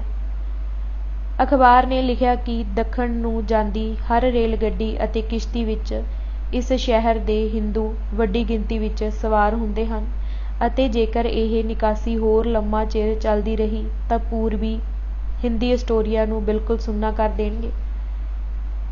ਹੈਮੰਡ ਮਿਲ ਵਿੱਚ ਕੰਮ ਕਰਦੇ ਹਿੰਦੀਆਂ ਦੀ ਬਹੁਗਿਣਤੀ ਜਾ ਚੁੱਕੀ ਹੈ ਅਤੇ ਬਾਕੀ ਬਚਦੇ ਨੇੜੇ ਭਵਿੱਖ ਵਿੱਚ ਜਾਣ ਦੀਆਂ ਤਿਆਰੀਆਂ ਕਰ ਰਹੇ ਹਨ। ਸੁਣਨ ਵਿੱਚ ਆਇਆ ਹੈ ਕਿ ਇਹ ਬੰਦੇ ਸਾਨ ਫਰਾਂਸਿਸਕੋ ਦੇ ਰਸਤੇ ਭਾਰਤ ਨੂੰ ਜਾ ਰਹੇ ਹਨ, ਜਿੱਥੇ ਵਿਸ਼ੇਸ਼ ਜਹਾਜ਼ ਬੁੱਕ ਕੀਤੇ ਗਏ ਹਨ। ਬਰਤਾਨੀਆ ਸਰਕਾਰ ਨੇ ਜੰਗ ਵਿੱਚ ਸ਼ਾਮਿਲ ਹੋਣ ਦਾ ਐਲਾਨ 4 ਅਗਸਤ ਨੂੰ ਕੀਤਾ ਸੀ। ਗਦਰ ਪਾਰਟੀ ਵੱਲੋਂ ਐਲਾਨੇ ਜੰਗ 5 ਅਗਸਤ ਦੇ ਪਰਚੇ ਵਿੱਚ ਛਾਪਿਆ ਗਿਆ ਸੀ। 7 ਅਗਸਤ ਦੀ ਉਪਰੋਕਤ ਰਿਪੋਰਟ ਗਦਰੀ ਆਗੂਆਂ ਅਤੇ ਵਰਕਰਾਂ ਦੀ ਕਿਰਿਆਸ਼ੀਲ ਅਤੇ ਜੋਸ਼ ਤੀਬਰਤਾ ਦੀ ਮੂੰਹ ਬੋਲਦੀ ਝਾਕੀ ਪੇਸ਼ ਕਰਦੀ ਹੈ ਕਿ ਉਹਨਾਂ ਨੇ ਕਿਸ ਤਰ੍ਹਾਂ ਸਾਲਾਂ ਦੇ ਕੰਮ ਹਫ਼ਤਿਆਂ ਅਤੇ ਹਫ਼ਤਿਆਂ ਦੇ ਕੰਮ ਘੜੀਆਂ ਵਿੱਚ ਨਿਪਟਾ ਲਏ ਸਨ। ਜੁਗਾਂਤਰ ਆਸ਼ਰਮ ਵਿੱਚ ਹੋਈ ਮੀਟਿੰਗ ਦੌਰਾਨ ਲਏ ਗਏ ਇਤਿਹਾਸਿਕ ਫੈਸਲੇ ਨੂੰ ਜਨਤਕ ਜਾਮਾ ਪਹਿਨਾਉਣ ਲਈ ਪਾਰਟੀ ਨੇ 9 ਅਗਸਤ ਨੂੰ ਫਰੀਜ਼ਨੋ ਅਤੇ 11 ਅਗਸਤ ਨੂੰ ਸੈਕਰਾਮੈਂਟੋ ਵਿੱਚ ਹਿੰਦੀਆਂ ਦੀਆਂ ਜਨਤਕ ਕਾਨਫਰੰਸਾਂ ਸੱਦੀਆਂ, ਜਿਨ੍ਹਾਂ ਦਾ ਐਲਾਨ 5 ਅਗਸਤ ਦੇ ਅੰਕ ਵਿੱਚ ਹੀ ਕਰ ਦਿੱਤਾ ਗਿਆ ਸੀ। ਇਹਨਾਂ ਦੋਨੋਂ ਕਾਨਫਰੰਸਾਂ ਵਿੱਚ ਲੋਕ ਅਣਮਿਆਉਂਦੇ ਜੋਸ਼ ਅਤੇ ਉਤਸ਼ਾਹ ਨਾਲ ਸ਼ਾਮਿਲ ਹੋਏ। ਸੈਕਰਾਮੈਂਟੋ ਦੀ ਕਾਨਫਰੰਸ ਵਿੱਚ ਹਾਜ਼ਰੀ 5000 ਤੋਂ ਵੀ ਉੱਪਰ ਸੀ, ਜਦ ਕਿ ਉਸ ਵੇਲੇ ਅਮਰੀਕਾ ਵਿੱਚ ਕੁੱਲ ਮਿਲਾ ਕੇ 6000 ਭਾਰਤੀ ਸਨ। ਹੋਇਆ ਇਹ ਕਿ ਓਰੇਗਨ ਅਤੇ ਕੈਲੀਫੋਰਨੀਆ ਦੀਆਂ ਵੱਖ-ਵੱਖ ਥਾਵਾਂ ਤੋਂ ਭਾਰਤ ਜਾਣ ਲਈ ਜਿਹੜੇ ਜਥੇ ਸਾਨ ਫਰਾਂਸਿਸਕੋ ਲਈ ਚੱਲੇ ਸਨ, ਉਹ ਸਾਰੇ ਸੈਕਰਾਮੈਂਟੋ ਇਕੱਠੇ ਹੋ ਗਏ ਸਨ। ਦੇਸ਼ ਜਾ ਕੇ ਗਦਰ ਮਚਾਉਣ ਲਈ ਹਿੰਦੀਆਂ ਅੰਦਰ ਇੰਨਾ ਜੋਸ਼ ਸੀ ਕਿ ਉਹ ਇਹਨਾਂ ਮੀਟਿੰਗਾਂ ਉੱਤੇ ਇਉਂ ਹੁੰਮ-ਹੁਮਾ ਕੇ ਇਕੱਠੇ ਹੋਏ, ਜਿਸ ਤਰ੍ਹਾਂ ਦੀਵੇ ਉੱਤੇ ਭਮੱਕੜ ਇਕੱਠੇ ਹੁੰਦੇ ਹਨ। ਸਾਰੇ ਸੰਗਰਾਮੀਆਂ ਨੂੰ ਵੱਖ-ਵੱਖ ਸਾਧਨਾਂ ਰਾਹੀਂ ਨਵੰਬਰ ਤੱਕ ਪੰਜਾਬ ਅੱਪੜ ਜਾਣ ਦੇ ਆਦੇਸ਼ ਦਿੱਤੇ ਗਏ ਸਨ ਅਤੇ ਉੱਥੇ ਜਾ ਕੇ ਆਪਸ ਵਿੱਚ ਸੰਪਰਕ ਕਾਇਮ ਕਰਨ ਲਈ ਆਰਜੀ ਥਾਵਾਂ 'ਤੇ ਤਰੀਕਾਂ ਮੁਕਰਰ ਕਰ ਲਈਆਂ ਗਈਆਂ ਸਨ। ਅਗਸਤ ਤੋਂ ਸ਼ੁਰੂ ਹੋ ਕੇ ਦਸੰਬਰ ਤੱਕ Vancouver, Victoria, San Francisco, Shanghai, Hong Kong ਅਤੇ ਮਨੀਲਾ ਦੇ ਘਾਟਾਂ ਤੋਂ ਭਾਰਤ ਨੂੰ ਜਾਣ ਵਾਲੇ ਜਹਾਜ਼ਾਂ ਦਾ ਤਾਂਤਾ ਲੱਗਾ ਰਿਹਾ। ਸਾਰਿਆਂ ਤੋਂ ਪਹਿਲਾਂ 22 ਅਗਸਤ ਨੂੰ ਵੈਨਕੂਵਰ ਤੋਂ ਕਨੇਡਾ ਮਾਰੂ ਜਹਾਜ਼ 26 ਮੁਸਾਫਿਰ ਲੈ ਕੇ ਤੁਰਿਆ, ਜਿਨ੍ਹਾਂ ਵਿੱਚ ਭਾਈ ਸ਼ੇਰ ਸਿੰਘ ਵੇਈਂ ਪੁਈ, ਭਾਈ ਜਵੰਦ ਸਿੰਘ ਨੰਗਲ, ਭਾਈ ਵੀਰ ਸਿੰਘ ਬਾਹੋਵਾਲ ਅਤੇ ਭਾਈ ਹਰੀ ਸਿੰਘ ਸੁੰਡ ਖਾਸ ਤੌਰ 'ਤੇ ਵਰਣਨਯੋਗ ਹਨ। ਅਮਰੀਕਾ ਤੋਂ ਸਭ ਤੋਂ ਪਹਿਲਾਂ ਜਹਾਜ਼ ਕੋਰੀਆ ਸਾਨ ਫਰਾਂਸਿਸਕੋ ਤੋਂ 29 ਅਗਸਤ ਨੂੰ ਤੁਰਿਆ ਅਤੇ ਯੋਕੋਹਾਮਾ, ਕੋਬੇ, ਨਾਗਾਸਾਕੀ ਅਤੇ ਮਨੀਲਾ ਹੁੰਦਾ ਹੋਇਆ ਹਾਂਗਕਾਂਗ ਪਹੁੰਚਿਆ। ਇਸ ਵਿੱਚ ਸਾਨ ਫਰਾਂਸਿਸਕੋ ਤੋਂ 60 ਦੇ ਕਰੀਬ ਜੁਝਾਰੂਆਂ ਦਾ ਜਥਾ ਸਵਾਰ ਹੋਇਆ ਸੀ। ਇਸ ਜਥੇ ਵਿੱਚ ਅਮਰੀਕਾ ਤੋਂ ਪਾਰਟੀ ਦੇ ਬਹੁਤ ਸਾਰੇ ਅਹਿਮ ਆਗੂ ਅਤੇ ਵਰਕਰ, ਜਿਵੇਂ ਭਾਈ ਕੇਸਰ ਸਿੰਘ ਠੱਠਗੜ੍ਹ, ਭਾਈ ਜਵਾਲਾ ਸਿੰਘ ਠੱਠੀਆਂ, ਭਾਈ ਨਿਧਾਨ ਸਿੰਘ ਚੁੰਗਾ, ਮਾਸਟਰ ਊਧਮ ਸਿੰਘ ਕਸੇਲ, ਭਾਈ ਰੂੜ ਸਿੰਘ ਚੂੜਚੱਕ, ਭਾਈ ਈਸ਼ਰ ਸਿੰਘ ਮਰਹਾਣਾ, ਪੰਡਿਤ ਜਗਤ ਰਾਮ ਹਰਿਆਣਾ ਜੱਟਾ ਹੁਸ਼ਿਆਰਪੁਰ, ਭਾਈ ਪ੍ਰਿਥੀ ਸਿੰਘ ਲਾਲੜੂ, ਭਾਈ ਪਿਆਰਾ ਸਿੰਘ ਲੰਗੇਰੀ ਆਦਿ ਸ਼ਾਮਿਲ ਸਨ। ਮਨੀਲਾ ਤੋਂ ਭਾਈ ਹਾਫਿਜ਼ ਅਬਦੁੱਲਾ ਜਗਰਾਓਂ, ਭਾਈ ਰਹਿਮਤ ਅਲੀ ਵਜੀਦਕੇ, ਬੀਬੀ ਗੁਲਾਬ ਕੌਰ ਬਖਸ਼ੀਵਾਲਾ, ਭਾਈ ਜਗਤ ਸਿੰਘ ਬਿੰਜਲ ਆਦਿ ਇਨਕਲਾਬੀ ਵੀ ਇਸ ਵਿੱਚ ਸਵਾਰ ਹੋ ਗਏ ਸਨ। ਨਿਧਾਨ ਸਿੰਘ ਚੁੱਗਾ ਅਤੇ ਪਿਆਰਾ ਸਿੰਘ ਲੰਗੇਰੀ ਨਾਗਾਸਾਕੀ ਉਤਰ ਗਏ ਸਨ ਅਤੇ ਉੱਥੋਂ ਇੱਕ ਹੋਰ ਜਹਾਜ਼ ਲੈ ਕੇ ਸ਼ੰਘਾਈ ਚਲੇ ਗਏ ਸਨ। ਉਧਰ ਬਾਬਾ ਸੋਹਣ ਸਿੰਘ ਭਕਨਾ ਵੀ ਯੋਕੋਹਾਮਾ, ਕੋਬੇ ਅਤੇ ਟੋਕੀਓ ਹੁੰਦੇ ਹੋਏ ਸ਼ੰਘਾਈ ਪੁੱਜ ਗਏ ਸਨ। ਸ਼ੰਘਾਈ ਉਹਨਾਂ ਨੇ ਡਾਕਟਰ ਮਥੁਰਾ ਸਿੰਘ ਅਤੇ ਬਾਕੀ ਆਗੂਆਂ ਨਾਲ ਰਾਏ ਮਸ਼ਵਰੇ ਕੀਤੇ।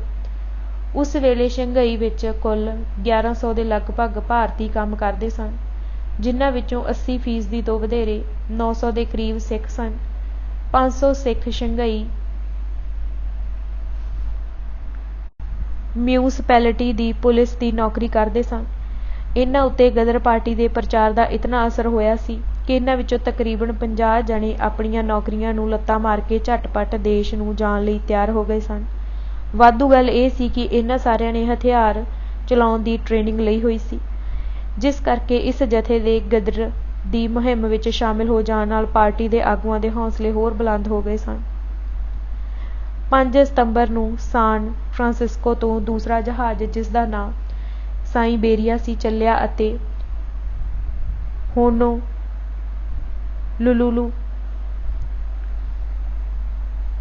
ਯੋਕੋਹਾਮਾ ਅਤੇ ਨਾਗਾਸਾਕੀ ਹੁੰਦਾ ਹੋਇਆ ਸ਼ੰਘਾਈ ਪਹੁੰਚਿਆ। ਇਹ ਜਹਾਜ਼ ਸ਼ੰਘਾਈ ਤੱਕ ਹੀ ਸੀ। ਸ਼ੰਘਾਈ ਤੋਂ 15 ਅਕਤੂਬਰ ਨੂੰ ਮਸ਼ੀਮਾ ਮਾਰੂ ਜਹਾਜ਼ ਗਦਰੀਆਂ ਦਾ ਵੱਡਾ ਦਲ ਲੈ ਕੇ ਹਾਂਗਕਾਂਗ ਲਈ ਤੁਰਿਆ। ਇਸ ਜਹਾਜ਼ ਦਾ ਇੰਤਜ਼ਾਮ ਭਾਈ ਨਿਧਾਨ ਸਿੰਘ ਚੁੱਗਾ ਨੇ ਕੀਤਾ ਸੀ ਅਤੇ ਉਸਨੇ ਬਹੁਤ ਸਾਰੇ ਮੁਸਾਫਰਾਂ ਦਾ ਕਿਰਾਇਆ ਵੀ ਪੱਲਿਓਂ ਦਿੱਤਾ ਸੀ। ਇਸ ਜਹਾਜ਼ ਵਿੱਚ ਬਾਬਾ ਸੋਹਣ ਸਿੰਘ ਭਕਨਾ, ਭਾਈ ਨਿਧਾਨ ਸਿੰਘ ਚੁੱਗਾ, ਭਾਈ ਗੁੱਜਰ ਸਿੰਘ ਭਕਨਾ, ਵਰਿਆਮ ਸਿੰਘ ਅਮਲੀ ਆਦਿ ਸਵਾਰ ਸਨ। ਇਸੇ ਦੌਰਾਨ ਕੈਨੇਡਾ ਦੇ ਵਿਕਟੋਰੀਆ ਘਾਟ ਤੋਂ ਇੱਕ ਜਹਾਜ਼ ਹਾਂਗਕਾਂਗ ਲਈ ਰਵਾਨਾ ਹੋਇਆ, ਜਿਸ ਵਿੱਚ 2 ਦਰਜਨ ਦੇ ਲਗਭਗ ਗਦਰੀ ਸਵਾਰ ਹੋਏ। ਕੋਰੀਆ, ਸਾਇਬੇਰੀਆ, ਮਸ਼ੀਮਾ ਮਾਰੂ ਅਤੇ ਮੈਕਸੀਕੋ ਮਾਰੂ, ਇਹ ਸਾਰੇ ਜਹਾਜ਼ ਹਾਂਗਕਾਂਗ ਇਕੱਠੇ ਹੋ ਗਏ ਸਨ। ਉਧਰ ਵੈਨਕੂਵਰ ਤੋਂ ਕੈਨੇਡਾ ਮਾਰੂ ਵੀ ਹਾਂਗਕਾਂਗ ਪਹੁੰਚ ਗਿਆ ਸੀ। ਇੱਕ ਜਹਾਜ਼ ਮਨੀਲਾ ਤੋਂ ਹਾਂਗਕਾਂਗ ਆਇਆ। ਇਸੇ ਤਰ੍ਹਾਂ 6 ਜਹਾਜ਼ਾਂ ਦੇ ਮੁਸਾਫਰ ਹਾਂਗਕਾਂਗ ਇਕੱਠਾ ਹੋ ਗਏ ਸਨ। ਹਾਂਗਕਾਂਗ ਆ ਕੇ ਪਿਛਲੇ ਜਹਾਜ਼ ਛੱਡਣੇ ਅਤੇ ਹੋਰ ਲੈਣੇ ਪੈਂਦੇ ਸਨ, ਪਰ ਇੱਥੋਂ ਭਾਰਤ ਦੇ ਘਾਟਾਂ ਨੂੰ ਜਾਣ ਵਾਲੇ ਜਹਾਜ਼ਾਂ ਨੂੰ ਤੋਰਨ ਵਿੱਚ ਬਹੁਤ ਜ਼ਿਆਦਾ ਦੇਰੀਆਂ ਕੀਤੀਆਂ ਗਈਆਂ। ਇਸ ਦਾ ਕਾਰਨ ਤਾਂ ਇਹ ਦੱਸਿਆ ਗਿਆ ਕਿ ਉਸ ਵੇਲੇ ਬਰਤਾਨਵੀ ਜਹਾਜ਼ਾਂ ਨੂੰ ਮਾਰ ਡੁਬੋਣ ਲਈ ਹਿੰਦ ਮਹਾਸਾਗਰ ਵਿੱਚ ਜਰਮਨੀ ਦਾ ਐਮਡਨ ਨਾਂ ਦਾ ਗਸ਼ਤੀ ਜਹਾਜ਼ ਗੇੜੇ ਕੱਢ ਰਿਹਾ ਸੀ, ਜਿਸ ਕਰਕੇ ਜਹਾਜ਼ਾਂ ਨੂੰ ਬਹੁਤ ਸਾਵਧਾਨੀ ਵਰਤਣੀ ਪੈਂਦੀ ਸੀ। ਪਰ ਅਸਲੀ ਕਾਰਨ ਇਹ ਸੀ ਕਿ ਅੰਗਰੇਜ਼ ਸਰਕਾਰ ਨੂੰ ਆਪਣੀਆਂ ਖੁਫੀਆ ਏਜੰਸੀਆਂ ਰਾਹੀਂ ਗਦਰੀ ਇਨਕਲਾਬੀਆਂ ਦੇ ਕਾਫਲਿਆਂ ਬਾਰੇ ਸੂਹ ਮਿਲ ਗਈ ਸੀ, ਜਿਸ ਕਰਕੇ ਸਰਕਾਰ ਨੇ ਇਹਨਾਂ ਗਦਰੀਆਂ ਨੂੰ ਜਿੰਨਾ ਚਿਰ ਹੋ ਸਕੇ ਰਾਹਾਂ ਵਿੱਚ ਡੱਕੀ ਰੱਖਣ ਦੀ ਰਣਨੀਤੀ ਅਪਣਾ ਲਈ ਸੀ, ਤਾਂ ਜੋ ਉਹਨਾਂ ਦੇ ਭਾਰਤ ਪਹੁੰਚਣ ਤੱਕ ਉਹਨਾਂ ਨੂੰ ਘਾਟਾਂ ਉੱਤੇ ਹੀ ਦਬੋਚ ਲੈਣ ਦੇ ਪੁਖਤਾ ਇੰਤਜ਼ਾਮ ਕੀਤੇ ਜਾ ਸਕਣ। ਇਸ ਵਜ੍ਹਾ ਕਰਕੇ ਗਦਰੀ ਸੰਗਰਾਮੀਆਂ ਨੂੰ ਹਾਂਗਕਾਂਗ ਕਈ ਹਫ਼ਤਿਆਂ ਤੱਕ ਰੁਕਣਾ ਪਿਆ। ਹਾਂਗਕਾਂਗ ਦਾ ਗੁਰਦੁਆਰਾ 2-3 ਸਾਲਾਂ ਤੋਂ ਇਨਕਲਾਬੀ ਸਰਗਰਮੀਆਂ ਦਾ ਅਹਿਮ ਕੇਂਦਰ ਬਣਿਆ ਹੋਇਆ ਸੀ। ਹੁਣ ਜਦ ਅਮਰੀਕਾ, ਕੈਨੇਡਾ, ਚੀਨ, ਜਾਪਾਨ ਅਤੇ ਫਿਲੀਪੀਨ ਤੋਂ ਸੈਂਕੜਿਆਂ ਦੀ ਗਿਣਤੀ ਵਿੱਚ ਮਰਜੀਵੜੇ ਹਾਂਗਕਾਂਗ ਇਕੱਠੇ ਹੋ ਗਏ ਸਨ, ਤਾਂ ਹਾਂਗਕਾਂਗ ਇੱਕ ਤਰ੍ਹਾਂ ਨਾਲ ਜੰਗ ਲਈ ਕੂਚ ਕਰ ਰਹੀਆਂ ਜੋਸ਼ੀਲੀਆਂ ਫੌਜਾਂ ਦੇ ਗੜ੍ਹ ਦਾ ਨਜ਼ਾਰਾ ਪੇਸ਼ ਕਰਨ ਲੱਗਾ ਸੀ। ਹਰ ਰੋਜ਼ ਗੁਰਦੁਆਰੇ ਅੰਦਰ ਦੀਵਾਨ ਸਜਦੇ ਅਤੇ ਇੱਕ ਤੋਂ ਵੱਧ ਕੇ ਪ੍ਰਵੀਨ ਬੁਲਾਰੇ ਹਾਜ਼ਰ ਸਰੋਤਿਆਂ ਨੂੰ ਦੇਸ਼ ਦੀ ਆਜ਼ਾਦੀ ਦੀ ਲੜਾਈ ਵਿੱਚ ਜਾਨਾਂ ਕੁਰਬਾਨ ਕਰਨ ਲਈ ਪ੍ਰੇਰਿਤ ਅਤੇ ਉਤੇਜਿਤ ਕਰਦੇ। ਹਰ ਕੋਈ ਦੇਸ਼ ਪਹੁੰਚਣ ਲਈ ਇੱਕ ਦੂਸਰੇ ਨਾਲੋਂ ਕਾਹਲਾ ਪਿਆ ਹੋਇਆ ਸੀ। ਭਾਈ ਕਰਤਾਰ ਸਿੰਘ ਸਰਾਭਾ ਨੇ ਭਾਰਤ ਸਰਕਾਰ ਦੀਆਂ ਖੁਫੀਆ ਏਜੰਸੀਆਂ ਨੂੰ ਝਕਾਨੀ ਦੇਣ ਲਈ ਹਾਂਗਕਾਂਗ ਤੋਂ ਸਿੱਧਾ ਹਿੰਦੁਸਤਾਨ ਜਾਣ ਦੀ ਬਜਾਏ ਕੋਲੰਬੋ ਦੇ ਰਸਤੇ ਭਾਰਤ ਪਹੁੰਚਣ ਵਾਲਾ ਅਸਿੱਧਾ ਰਸਤਾ ਚੁਣਿਆ ਸੀ। ਇਹ ਰਾਹ ਉਸ ਵੇਲੇ ਤੱਕ ਪੂਰਾ ਸੁਰੱਖਿਅਤ ਸੀ। ਉਹ ਹਾਂਗਕਾਂਗ ਤੋਂ ਇੰਨੇ ਗੁਪਤ ਢੰਗ ਨਾਲ ਚੱਲਿਆ ਸੀ ਕਿ ਅੰਗਰੇਜ਼ ਸਰਕਾਰ ਦੀਆਂ ਸੂਈਆਂ ਏਜੰਸੀਆਂ ਨੂੰ ਇਸ ਦੀ ਰਤੀ ਭਣਕ ਨਹੀਂ ਪਈ ਸੀ। ਬਾਅਦ ਵਿੱਚ ਜਾ ਕੇ ਜਦੋਂ ਗਦਰ ਦਾ ਯਤਨ ਅਸਫਲ ਹੋ ਗਿਆ ਸੀ ਅਤੇ ਸਾਰੇ ਪ੍ਰਮੁੱਖ ਆਗੂ ਗ੍ਰਿਫਤਾਰ ਕਰ ਲਏ ਗਏ ਸਨ, ਤਾਂ ਉਦੋਂ ਵੀ ਸਰਕਾਰ ਦੀਆਂ 48 ਏਜੰਸੀਆਂ ਪੂਰੀ ਵਾਹ ਲਾਉਣ ਦੇ ਬਾਵਜੂਦ ਉਸ ਜਹਾਜ਼ ਦਾ ਪਤਾ ਨਹੀਂ ਜਾਣ ਸਕੀਆਂ ਜਿਸ ਰਾਹੀਂ ਉਹ ਹਾਂਗਕਾਂਗ ਤੋਂ ਕੋਲੰਬੋ ਪਹੁੰਚਿਆ ਸੀ। ਗਦਰ ਪਾਰਟੀ ਦੇ ਆਗੂਆਂ ਨੇ ਜਿੰਨੀ ਕਾਹਲੀ ਹੋ ਸਕੀ ਹਾਂਗਕਾਂਗ ਤੋਂ ਦੇਸ਼ ਭਗਤਾਂ ਨੂੰ ਵੱਖ-ਵੱਖ ਜਹਾਜ਼ਾਂ ਰਾਹੀਂ ਭਾਰਤ ਨੂੰ ਤੋਰਨ ਦੇ ਇੰਤਜ਼ਾਮ ਕੀਤੇ। ਤੋਸ਼ਾ ਮਾਰੂ, ਮਸ਼ੀਮਾ ਮਾਰੂ, ਫੁਸਾਂਗ, ਲੇਸਾਂਗ, ਫਾਨਸਾਂਗ, ਨਾਮਸਾਂਗ, ਲਾਮਾ, ਕਟਾਨੂ ਮਾਰੂ ਆਦਿ ਜਹਾਜ਼ ਅੱਗੜ ਪਿੱਛੜ ਹਾਂਗਕਾਂਗ ਤੋਂ ਕਲਕੱਤੇ, ਮਦਰਾਸ ਜਾਂ ਕੋਲੰਬੋ ਜਾਣ ਲਈ ਰਵਾਨਾ ਹੋਏ। ਗਦਰੀ ਸੰਗਰਾਮੀਆਂ ਨੂੰ ਭਾਰਤ ਜਾ ਕੇ ਗਦਰ ਮਚਾਉਣ ਦਾ ਇੰਨਾ ਚਾਅ ਚੜ੍ਹਿਆ ਹੋਇਆ ਸੀ ਕਿ ਉਹ ਜਹਾਜ਼ਾਂ ਅੰਦਰ ਜੈਕਾਰੇ ਛੱਡਦੇ ਅਤੇ ਲਲਕਾਰੇ ਮਾਰਦੇ ਆਏ। ਜਹਾਜ਼ਾਂ ਦੇ ਅੰਦਰ ਹਰ ਵੇਲੇ ਕਾਨਫਰੰਸਾਂ ਵਾਲਾ ਮਾਹੌਲ ਬਣਿਆ ਰਹਿੰਦਾ ਸੀ। ਗਦਰ ਅਖਬਾਰ ਵਿੱਚੋਂ ਸੰਗਤੀ ਰੂਪ ਵਿੱਚ ਲੇਖ ਪੜ੍ਹ ਕੇ ਸੁਣਾਏ ਜਾਂਦੇ ਅਤੇ ਗਦਰ ਦੀ ਗੂੰਜ ਵਿੱਚੋਂ ਜੋਸ਼ੀਲੀਆਂ ਕਵਿਤਾਵਾਂ ਗਾਈਆਂ ਜਾਂਦੀਆਂ ਸਨ। ਰਾਹ ਵਿੱਚ ਜਿਹੜੇ ਵੀ ਘਾਟ ਉੱਤੇ ਜਹਾਜ਼ ਰੁਕਦਾ ਸੀ, ਸਾਰੇ ਮੁਸਾਫਿਰ ਉਤਰ ਕੇ ਗੁਰਦੁਆਰੇ ਵਿੱਚ ਇਕੱਠੇ ਹੋ ਜਾਂਦੇ ਸਨ ਅਤੇ ਜਿੰਨੇ ਦਿਨ ਜਹਾਜ਼ ਰੁਕਿਆ ਰਹਿੰਦਾ, ਉਨੇ ਦਿਨ ਗੁਰਦੁਆਰਿਆਂ ਵਿੱਚ ਨੇਮ ਨਾਲ ਦੀਵਾਨ ਸਜਦੇ ਰਹਿੰਦੇ। ਇਹਨਾਂ ਦੀਵਾਨਾਂ ਵਿੱਚ ਅੰਗਰੇਜ਼ ਸਰਕਾਰ ਵੱਲੋਂ ਟਾਪੂਆਂ ਵਿੱਚ ਤੈਨਾਤ ਕੀਤੇ ਸਿੱਖ ਫੌਜੀ ਅਤੇ ਪੁਲਿਸੀਏ ਵੀ ਸ਼ਾਮਿਲ ਹੁੰਦੇ। ਇਸ ਤਰੀਕੇ ਨਾਲ ਜਹਾਜ਼ ਜਿੱਥੋਂ ਦੀ ਵੀ ਲੰਘੇ, ਉੱਥੇ ਇਨਕਲਾਬੀ ਮਾਹੌਲ ਸਿਰਜਦੇ ਗਏ। ਸਾਮਰਾਜੀ ਪੇਸ਼ਬੰਦੀਆਂ। ਬਰਤਾਨਵੀ ਸਾਮਰਾਜ ਦੀਆਂ ਸੂਈਆਂ ਏਜੰਸੀਆਂ ਅਮਰੀਕਾ ਅਤੇ ਕੈਨੇਡਾ ਅੰਦਰ ਗਦਰ ਪਾਰਟੀ ਦੀਆਂ ਸਰਗਰਮੀਆਂ ਉੱਤੇ ਲੰਮੇ ਚਿਰ ਤੋਂ ਤਿੱਖੀ ਨਜ਼ਰ ਰੱਖ ਰਹੀਆਂ ਸਨ। ਬਰਤਾਨਵੀ ਅਤੇ ਕੈਨੇਡੀਅਨ ਸਰਕਾਰਾਂ ਨੇ ਰਲ ਕੇ ਗਦਰ ਪਾਰਟੀ ਦੀ ਰਿਪੋਰਟਿੰਗ ਦਾ ਸਾਂਝਾ ਸਿਲਸਿਲਾ ਚਾਲੂ ਕਰ ਲਿਆ ਸੀ। ਸਾਨ ਫਰਾਂਸਿਸਕੋ ਵਿਖੇ ਬਰਤਾਨਵੀ ਕੌਂਸਲ ਜਨਰਲ ਉੱਥੋਂ ਭਾਰਤ ਲਈ ਰਵਾਨਾ ਹੋਣ ਵਾਲਿਆਂ ਦੀ ਸੂਚੀ ਕੈਨੇਡੀਅਨ ਗਵਰਨਰ ਜਨਰਲ ਨੂੰ ਭੇਜਦਾ ਸੀ। ਭਾਰਤ ਸਰਕਾਰ ਵੱਲੋਂ ਕੈਨੇਡਾ ਵਿਸ਼ੇਸ਼ ਤੌਰ 'ਤੇ ਤੈਨਾਤ ਕੀਤਾ ਗਿਆ ਬਦਨਾਮ ਜਸੂਸ ਵਿਲੀਅਮ ਹੌਪਕਿਨਸਨ ਇਸ ਸੂਚੀ ਦੀ ਪੁਣਛਾਣ ਕਰਦਾ ਸੀ ਅਤੇ ਫਿਰ ਤਾਰ ਦੇ ਜ਼ਰੀਏ ਭਾਰਤ ਸਰਕਾਰ ਨੂੰ ਸ਼ੱਕੀ ਗਦਰੀਆਂ ਦੇ ਨਾਂ ਅਤੇ ਸਰਨਾਮੇ ਭੇਜ ਦਿੰਦਾ ਸੀ। ਦਿੱਲੀ ਅੰਦਰ ਕ੍ਰਿਮੀਨਲ ਇੰਟੈਲੀਜੈਂਸ ਦੇ ਡਾਇਰੈਕਟਰ C.R. ਕਲੈਵੀਲੈਂਡ ਨਾਲ ਵੀ ਉਸਦਾ ਸਿੱਧਾ ਰਾਬਤਾ ਬਣ ਗਿਆ ਸੀ। ਉਸ ਦੀ ਨਿਸ਼ਾਨਦੇਹੀ ਅਤੇ ਪ੍ਰਮੁੱਖ ਗਦਰੀਆਂ ਨੂੰ ਭਾਰਤ ਪਹੁੰਚਣ ਅਤੇ ਬੰਦਰਗਾਹਾਂ 'ਤੇ ਹੀ ਕਾਬੂ ਕਰ ਲਿਆ ਗਿਆ ਸੀ। ਮਾੜੇ ਭਾਗਾਂ ਨੂੰ ਉਸ ਵੇਲੇ ਪੰਜਾਬ ਅੰਦਰ ਬਸਤੀਵਾਦੀ ਪ੍ਰਸ਼ਾਸਨ ਦਾ ਮੁਖੀ ਲੈਫਟੀਨੈਂਟ ਗਵਰਨਰ ਮਾਈਕਲ ਉਡਵਾਇਰ ਸੀ। ਉਹ ਬੇਹੱਦ ਚੁਕੰਨਾ ਅਤੇ ਪ੍ਰਵੀਨ ਪ੍ਰਸ਼ਾਸਕ ਸੀ। ਉਸ ਨੇ ਪੰਜਾਬ ਦੇ ਤਿੰਨੋਂ ਧਾਰਮਿਕ ਭਾਈਚਾਰਿਆਂ ਦੇ ਪਤਵੰਤਿਆਂ ਨਾਲ ਗੂੜ੍ਹਾ ਮੇਲ ਜੋਲ ਬਣਾ ਰੱਖਿਆ ਸੀ, ਜਿਨ੍ਹਾਂ ਰਾਹੀਂ ਉਸ ਨੂੰ ਰਾਜ ਅੰਦਰਲੇ ਸਾਰੇ ਰਾਜਸੀ ਰੁਝਾਨਾਂ ਅਤੇ ਸਰਗਰਮੀਆਂ ਦੀ ਖ਼ਬਰ ਮਿਲਦੀ ਰਹਿੰਦੀ ਸੀ। ਇਹ ਪਤਵੰਤੇ ਉਸ ਦੀਆਂ ਅੱਖਾਂ ਅਤੇ ਕੰਨ ਸਨ। ਉਸ ਨੂੰ ਗਦਰ ਲਹਿਰ ਬਾਰੇ ਸਭ ਤੋਂ ਪਹਿਲੀ ਖ਼ਬਰ ਲੁਧਿਆਣੇ ਦੇ ਸਰਦਾਰ ਗੱਜਣ ਸਿੰਘ ਰਾਹੀਂ ਦਸੰਬਰ 1913 ਵਿੱਚ ਮਿਲੀ ਸੀ। ਗਦਰ ਪਾਰਟੀ ਵੱਲੋਂ ਪੰਜਾਬ ਅੰਦਰ ਪ੍ਰਚਾਰ ਕਰਨ ਦੇ ਮੰਤਵ ਨਾਲ ਬਹੁਤ ਸਾਰੇ ਜਾਣਕਾਰ ਵਿਅਕਤੀਆਂ ਨੂੰ ਅਮਰੀਕਾ ਤੋਂ ਡਾਕ ਰਾਹੀਂ ਗਦਰ ਅਖਬਾਰ ਭੇਜਿਆ ਜਾਂਦਾ ਸੀ। ਸਰਦਾਰ ਗੱਜਣ ਸਿੰਘ ਨੂੰ ਜਦੋਂ ਅਖਬਾਰ ਦਾ ਪਹਿਲਾ ਹੀ ਅੰਕ ਮਿਲਿਆ ਤਾਂ ਉਸ ਨੇ 7 ਦਸੰਬਰ 1913 ਨੂੰ ਇਹ ਅੰਕ ਹੋਰਨਾਂ ਨੂੰ ਪੜ੍ਹਾਉਣ ਦੀ ਬਜਾਏ ਸਿੱਧਾ ਪੁਲਿਸ ਦੇ ਹਵਾਲੇ ਕਰ ਦਿੱਤਾ ਸੀ। ਮਾਈਕਲ ਉਡਵਾਇਰ ਨੇ ਉਦੋਂ ਹੀ ਕੰਨ ਖੜ੍ਹੇ ਕਰ ਲਏ ਸਨ ਅਤੇ ਉਸ ਨੇ ਗਦਰ ਲਹਿਰ ਬਾਰੇ ਖੁਫੀਆ ਏਜੰਸੀਆਂ ਦੀਆਂ ਰਿਪੋਰਟਾਂ ਵੱਲ ਪੂਰਾ ਧਿਆਨ ਦੇਣਾ ਸ਼ੁਰੂ ਕਰ ਦਿੱਤਾ ਸੀ। ਇਸ ਕਰਕੇ ਜਿਉਂ ਹੀ ਉਸ ਨੂੰ ਅਮਰੀਕਾ, ਕੈਨੇਡਾ ਅਤੇ ਪੂਰਬੀ ਟਾਪੂਆਂ ਤੋਂ ਭਾਰਤ ਲਈ ਰਵਾਨਾ ਹੋਏ ਦੇਸ਼ ਭਗਤਾਂ, ਜਿਨ੍ਹਾਂ 'ਚੋਂ ਥੋੜ੍ਹੇ ਜਿਹਿਆਂ ਨੂੰ ਛੱਡ ਕੇ ਬਾਕੀ ਸਾਰੇ ਸਿੱਖ ਸਨ, ਦੇ ਜਥਿਆਂ ਬਾਰੇ ਪਤਾ ਲੱਗਾ ਤਾਂ ਉਸ ਨੇ ਭਾਰਤ ਦੇ ਬਸਤੀਵਾਦੀ ਪ੍ਰਸ਼ਾਸਨ ਕੋਲ ਗਦਰੀਆਂ ਖਿਲਾਫ ਸਖਤ ਕਾਰਵਾਈ ਕਰਨ ਲਈ ਵਿਸ਼ੇਸ਼ ਕਾਨੂੰਨ ਬਣਾਉਣ ਦੀ ਸਿਫਾਰਿਸ਼ ਕੀਤੀ ਸੀ। ਉਡਵਾਇਰ ਦੀਆਂ ਕੋਸ਼ਿਸ਼ਾਂ ਦੇ ਨਤੀਜੇ ਵਜੋਂ ਭਾਰਤ ਸਰਕਾਰ ਨੇ 5 ਸਤੰਬਰ 1914 ਨੂੰ ਇੱਕ ਵਿਸ਼ੇਸ਼ ਫਰਮਾਨ ਜਾਰੀ ਕਰਕੇ ਭਾਰਤ ਅੰਦਰ ਦਾਖਲ ਹੋਣ ਵਾਲੇ ਖਤਰਨਾਕ ਲੋਕਾਂ ਨੂੰ ਗ੍ਰਿਫਤਾਰ ਅਤੇ ਨਜ਼ਰਬੰਦ ਕਰਨ ਦੇ ਕਾਨੂੰਨੀ ਹੱਕ ਹਾਸਿਲ ਕਰ ਲਏ ਸਨ।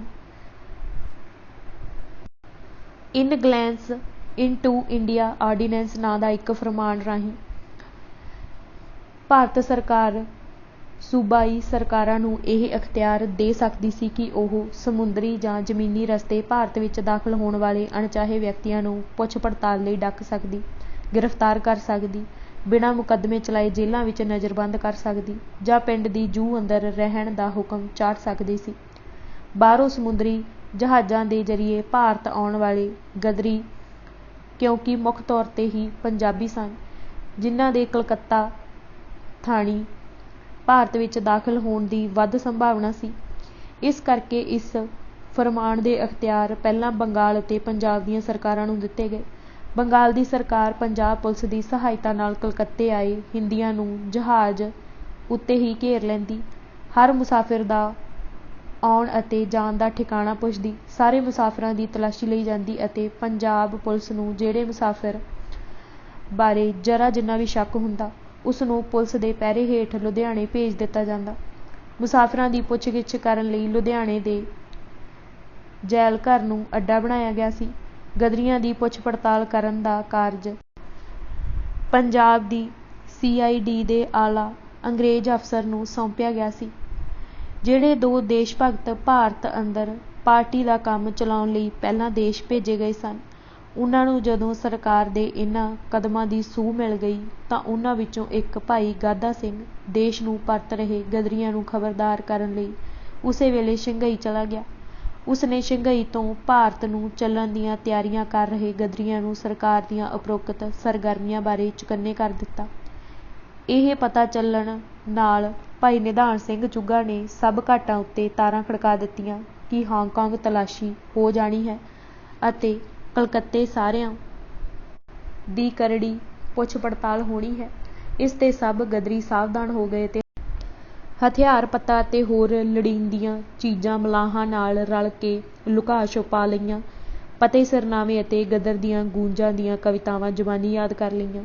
ਵਾਧੂ ਸਮਾਨ, ਕਿਤਾਬਾਂ ਅਤੇ ਕਾਗਜ਼ ਪੱਤੇ ਆਦਿ ਸਮੁੰਦਰ ਵਿੱਚ ਸੁੱਟ ਦਿੱਤੇ। ਪੁਲਿਸ ਦੀ ਪੁੱਛਗਿੱਛ ਦੇ ਜਵਾਬ ਇੱਕ ਦੂਜੇ ਦੀ ਮਦਦ ਨਾਲ ਘੜ ਲਏ ਗਏ। ਬਹੁਤ ਸਾਰੇ ਗਦਰੀ ਲੀਡਰ ਇਹਨਾਂ ਜਵਾਬਾਂ ਦੀ ਚਾਤਰੀ ਕਰਕੇ ਗ੍ਰਿਫਤਾਰੀ ਅਤੇ ਨਜ਼ਰਬੰਦੀ ਤੋਂ ਬਚ ਗਏ। ਕਈ ਗਦਰੀ ਕਲਕੱਤੇ ਦਾ ਰਾਹ ਛੱਡ ਕੇ ਹਾਂਗਕਾਂਗ ਤੋਂ ਮਦਰਾਸ ਜਾਂ ਕੋਲੰਬੋ ਨੂੰ ਚਲੇ ਗਏ। ਸਰਕਾਰ ਨੂੰ ਗਦਰੀਆਂ ਦੇ ਇਹਨਾਂ ਰਸਤਿਆਂ ਰਾਹੀਂ ਆਉਣ ਦੀ ਸੂਹ ਬਹੁਤ ਪਛੜ ਕੇ ਅਕਤੂਬਰ ਮਹੀਨੇ ਦੇ ਅਖੀਰ ਵਿੱਚ ਜਾ ਕੇ ਮਿਲੀ। ਉਦੋਂ ਤੱਕ ਬਹੁਤ ਸਾਰੇ ਇਨਕਲਾਬੀ ਇਹਨਾਂ ਰਸਤਿਆਂ ਰਾਹੀਂ ਬਚ ਬਚਾ ਕੇ ਪੰਜਾਬ ਪਹੁੰਚ ਗਏ ਸਨ। ਭਾਈ ਕਰਤਾਰ ਸਿੰਘ ਸਰਾਭਾ ਅਤੇ ਉਹਨਾਂ ਦੇ ਸਾਥੀ 15-16 ਸਤੰਬਰ ਨੂੰ ਕੋਲੰਬੋ ਦੇ ਘਾਟ ਤੇ ਉਤਰੇ ਸਨ। ਉੱਥੋਂ ਉਹ ਕਿਸ਼ਤੀ ਰਾਹੀਂ ਭਾਰਤ ਦੇ ਦੱਖਣੀ ਸਿਰੇ ਤੇ ਪੰਬਨ ਟਾਪੂ ਦੀ ਦੱਖਣੀ ਪੂਰਬੀ ਕੰਨੀ ਉੱਤੇ ਸਥਿਤ ਧਨੁਸ਼ ਕੌੜੀ ਨਾਂ ਦੇ ਤੀਰਥ ਸਥਾਨ ਤੇ ਜਾ ਪਹੁੰਚੇ। ਉਸ ਵੇਲੇ ਧਨੁਸ਼ ਕੌੜੀ ਨੂੰ ਮਦਰਾਸ ਨਾਲ ਜੋੜਦੀ ਰੇਲ ਪਟੜੀ ਹੁੰਦੀ ਸੀ। ਦਸੰਬਰ 1964 ਵਿੱਚ ਇੱਕ ਭਿਅੰਕਰ ਸਮੁੰਦਰੀ ਤੂਫਾਨ ਇਸ ਪਟੜੀ ਨੂੰ ਵਹਾ ਕੇ ਨਾਲ ਲੈ ਗਿਆ। ਇਹ ਪਟੜੀ ਉਸ ਤੋਂ ਬਾਅਦ ਮੁੜ ਕੇ ਚਾਲੂ ਨਹੀਂ ਹੋ ਸਕੀ। ਸਰਾਭਾ ਅਤੇ ਰਘਵੀਰ ਦਿਆਲ ਗੁਪਤਾ ਨੇ ਧਨੁਸ਼ ਕੌੜੀ ਦੇ ਰੇਲਵੇ ਸਟੇਸ਼ਨ ਤੋਂ ਗੱਡੀ ਫੜੀ ਅਤੇ ਮਦਰਾਸ ਅੱਪੜ ਗਏ। ਕਰਤਾਰ ਸਿੰਘ ਸਰਾਭਾ ਉੱਥੋਂ ਰੇਲ ਗੱਡੀ ਰਾਹੀਂ ਸਿੱਧਾ ਲੁਧਿਆਣੇ ਚਲਾ ਗਿਆ। ਰਘਵੀਰ ਦਿਆਲ ਦਾ ਕੀ ਬਣਿਆ, ਇਸ ਦਾ ਕਿਤੇ ਵੀ ਕੋਈ ਜ਼ਿਕਰ ਨਹੀਂ ਮਿਲਦਾ। ਜੈਕ ਨਾਂ ਦਾ ਜਿਹੜਾ ਅਮਰੀਕੀ ਗੋਰਾ ਸਰਾਭੇ ਨਾਲ ਕੋਲੰਬੋ ਤੱਕ ਪਹੁੰਚ ਗਿਆ ਸੀ, ਉਸ ਕੋਲ ਲੋੜੀਂਦੇ ਕਾਗਜ਼ ਪੱਤਰ ਨਾ ਹੋਣ ਕਰਕੇ ਉਸ ਨੂੰ ਭਾਰਤ ਵਿੱਚ ਦਾਖਲ ਹੋਣ ਦੀ ਇਜਾਜ਼ਤ ਨਹੀਂ ਮਿਲੀ ਸੀ, ਜਿਸ ਕਰਕੇ ਉਹ ਭਾਰੇ ਮਨ ਨਾਲ ਕੋਲੰਬੋ ਤੋਂ ਅਮਰੀਕਾ ਨੂੰ ਮੁੜ ਗਿਆ। ਬਜਬਜ ਘਾਟ ਦਾ ਖੂਨੀ ਸਾਕਾ। ਅੰਗਰੇਜ਼ ਸਰਕਾਰ ਵੱਲੋਂ ਜਾਰੀ ਕੀਤੇ ਫਰਮਾਨ ਦਾ ਕਹਿਰ ਸਭ ਤੋਂ ਪਹਿਲਾਂ ਕਾਮਾਗਾਟਾਮਾਰੂ ਜਹਾਜ਼ ਦੇ ਬਦਨਸੀਬ ਸਿੱਖ ਮੁਸਾਫਰਾਂ ਉੱਤੇ ਢੱਠਾ। ਸਿੰਗਾਪੁਰ ਦੇ ਗਵਰਨਰ ਨੇ ਭਾਰਤ ਸਰਕਾਰ ਨੂੰ ਤਾਰ ਭੇਜੇ ਕਿ ਕਾਮਾਗਾਟਾਮਾਰੂ ਜਹਾਜ਼ ਦੇ 19 ਸਤੰਬਰ ਨੂੰ ਸਿੰਗਾਪੁਰ ਦੇ ਘਾਟ ਤੋਂ ਕਲਕੱਤੇ ਲਈ ਰਵਾਨਾ ਹੋਣ ਦੀ ਖਬਰ ਦੇ ਦਿੱਤੀ ਸੀ। ਖਬਰ ਮਿਲਦਿਆਂ ਹੀ ਕੇਂਦਰੀ CID ਅਤੇ ਪੰਜਾਬ ਸਰਕਾਰ ਦੀ CID ਦੇ ਨਾਮੀ ਅਫਸਰਾਂ ਨੇ ਰਲ ਕੇ ਜਹਾਜ਼ ਦੇ ਮੁਸਾਫਰਾਂ ਨਾਲ ਸਿੰਜਣ ਦੀਆਂ ਤਿਆਰੀਆਂ ਕਰ ਲਈਆਂ ਸਨ। ਸਰਕਾਰ ਨੂੰ ਇਹ ਖਦਸ਼ਾ ਸੀ ਕਿ ਜੇਕਰ ਇਹ ਜਹਾਜ਼ ਦੇ ਮੁਸਾਫਰਾਂ ਨੂੰ ਪੰਜਾਬ ਜਾਂ ਕਲਕੱਤੇ ਵਿੱਚ ਖੁੱਲ੍ਹੇ ਫਿਰਨ ਦਾ ਮੌਕਾ ਮਿਲ ਗਿਆ ਤਾਂ ਉਹ ਆਪਣੀ ਦੁੱਖ ਭਰੀ ਵਿੱਥਿਆ ਸੁਣਾ ਕੇ ਲੋਕਾਂ ਨੂੰ ਅੰਗਰੇਜ਼ ਸਰਕਾਰ ਦੇ ਵਿਰੁੱਧ ਕਰ ਦੇਣਗੇ। ਇਸ ਕਰਕੇ ਸਰਕਾਰ ਨੇ ਇਹ ਪਲਾਨ ਬਣਾਈ ਕਿ ਸਰਦਾਰ ਗੁਰਦਿੱਤ ਸਿੰਘ ਅਤੇ ਉਸ ਦੇ ਥੋੜ੍ਹੇ ਜਿਹੇ ਪੱਕੇ ਹਮਾਇਤੀਆਂ ਨੂੰ ਜਹਾਜ਼ ਤੋਂ ਉਤਾਰਨ ਤੋਂ ਪਹਿਲਾਂ ਹੀ ਗ੍ਰਿਫਤਾਰ ਕਰਕੇ ਪੁਲਿਸ ਦੇ ਪਹਿਰੇ ਹੇਠ ਲੁਧਿਆਣੇ ਪੁੱਛ ਪੜਤਾਲ ਲਈ ਲਿਜਾਇਆ ਜਾਵੇ ਅਤੇ ਬਾਕੀ ਦੇ ਮੁਸਾਫਰਾਂ ਨੂੰ ਇੱਕ ਵਿਸ਼ੇਸ਼ ਗੱਡੀ ਵਿੱਚ ਬਿਠਾ ਕੇ ਸਰਕਾਰੀ ਖਰਚੇ ਤੇ ਘਰੋਂ ਘਰੀ ਪਹੁੰਚਾ ਦਿੱਤਾ ਜਾਵੇ।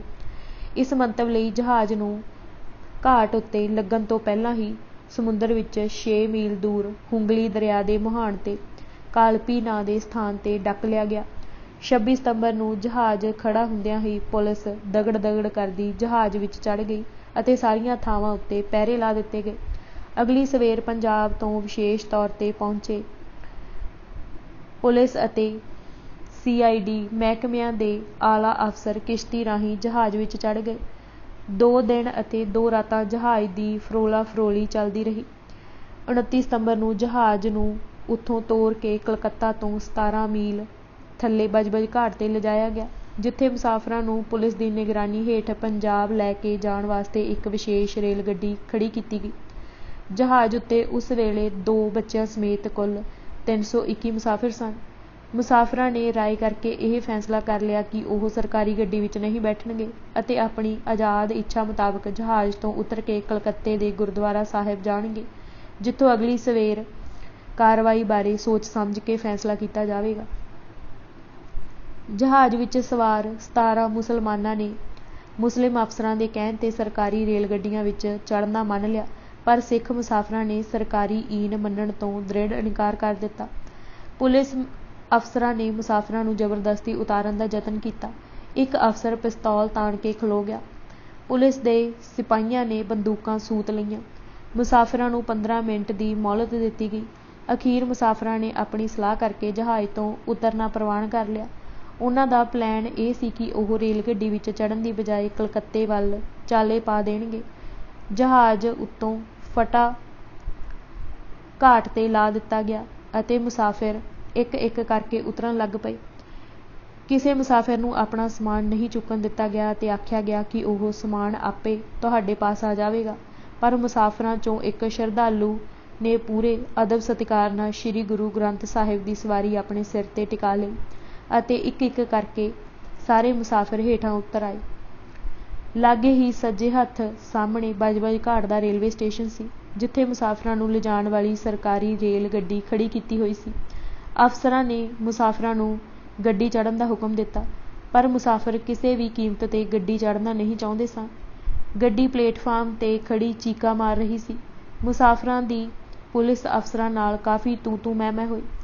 ਉਹ ਗੱਡੀ ਚੜ੍ਹਨ ਦੀ ਥਾਂ ਸੜਕ ਦੇ ਰਸਤੇ ਪੈਦਲ ਚੱਲ ਕੇ ਕਲਕੱਤੇ ਜਾਣ ਦੀ ਜਿੱਦ ਕਰਨ ਲੱਗੇ। ਉਹਨਾਂ ਨੇ ਅਫਸਰਾਂ ਨੂੰ ਆਪਣਾ ਇਹ ਅੰਤਿਮ ਫੈਸਲਾ ਸੁਣਾ ਦਿੱਤਾ ਕਿ ਉਹ ਸ੍ਰੀ ਗੁਰੂ ਗ੍ਰੰਥ ਸਾਹਿਬ ਦੀ ਸਵਾਰੀ ਲੈ ਕੇ ਕਲਕੱਤੇ ਜਾਣਗੇ ਅਤੇ ਉੱਥੇ ਸ੍ਰੀ ਗੁਰੂ ਗ੍ਰੰਥ ਸਾਹਿਬ ਨੂੰ ਗੁਰਦੁਆਰੇ ਵਿੱਚ ਬਿਰਜਮਾਨ ਕਰਕੇ ਆਪਣੀ ਮਰਜ਼ੀ ਨਾਲ ਪੰਜਾਬ ਜਾਣਗੇ। ਮੁਸਾਫਿਰ ਦੁਪਹਿਰੇ ਕੋਈ 2 ਕੁ ਵਜੇ ਜਹਾਜ਼ ਵਿੱਚੋਂ ਉਤਰੇ ਸਨ ਅਤੇ ਉਹਨਾਂ ਨੇ ਸਟੇਸ਼ਨ ਤੋਂ ਬਾਹਰ ਮੈਦਾਨ ਵਿੱਚ ਸ੍ਰੀ ਗੁਰੂ ਗ੍ਰੰਥ ਸਾਹਿਬ ਦਾ ਪ੍ਰਕਾਸ਼ ਕਰਕੇ ਕੀਰਤਨ ਕਰਨਾ ਸ਼ੁਰੂ ਕਰ ਦਿੱਤਾ। ਅਫਸਰਾਂ ਅਤੇ ਪੁਲਿਸ ਵਾਲੇ ਡੌਰ ਭੌਰ ਹੋਏ ਦੇਖਦੇ ਰਹੇ। ਅਖੀਰ 3-4 ਵਜੇ ਦੇ ਕਰੀਬ ਮੁਸਾਫਰਾਂ ਨੇ ਆਪਸੀ ਸਲਾਹ ਕਰਕੇ ਸ੍ਰੀ ਗੁਰੂ ਗ੍ਰੰਥ ਸਾਹਿਬ ਦੀ ਸਵਾਰੀ ਚੁੱਕੀ ਅਤੇ ਜਲੂਸ ਦੀ ਸ਼ਕਲ ਵਿੱਚ ਸ਼ਬਦ ਪੜ੍ਹਦਿਆਂ ਕਲਕੱਤੇ ਨੂੰ ਜਾਣ ਵਾਲੀ ਸੜਕ ਉੱਤੇ ਅੱਗੇ ਵਧਣਾ ਸ਼ੁਰੂ ਕਰ ਦਿੱਤਾ। ਅਫਸਰਾਂ ਨੇ ਅੱਗੇ ਹੋ ਕੇ ਘੇਰਿਆ, ਸਮਝਾਇਆ ਅਤੇ ਤਾੜਿਆ ਕਿ ਸਰਕਾਰ ਦਾ ਹੁਕਮ ਮੰਨੋ ਅਤੇ ਗੱਡੀ ਉੱਤੇ ਚੜ੍ਹ ਜਾਓ। ਪੁਲਿਸ ਨੇ ਦਬਾਅ ਪਾ ਕੇ 59 ਕੁ ਆਦਮੀਆਂ, ਜਿਨ੍ਹਾਂ ਵਿੱਚ ਇੱਕ ਔਰਤ ਤੇ 2 ਬੱਚੇ ਸਨ, ਨੂੰ ਜ਼ਬਰਦਸਤੀ ਗੱਡੀ ਵਿੱਚ ਚਾੜ੍ਹ ਲਿਆ।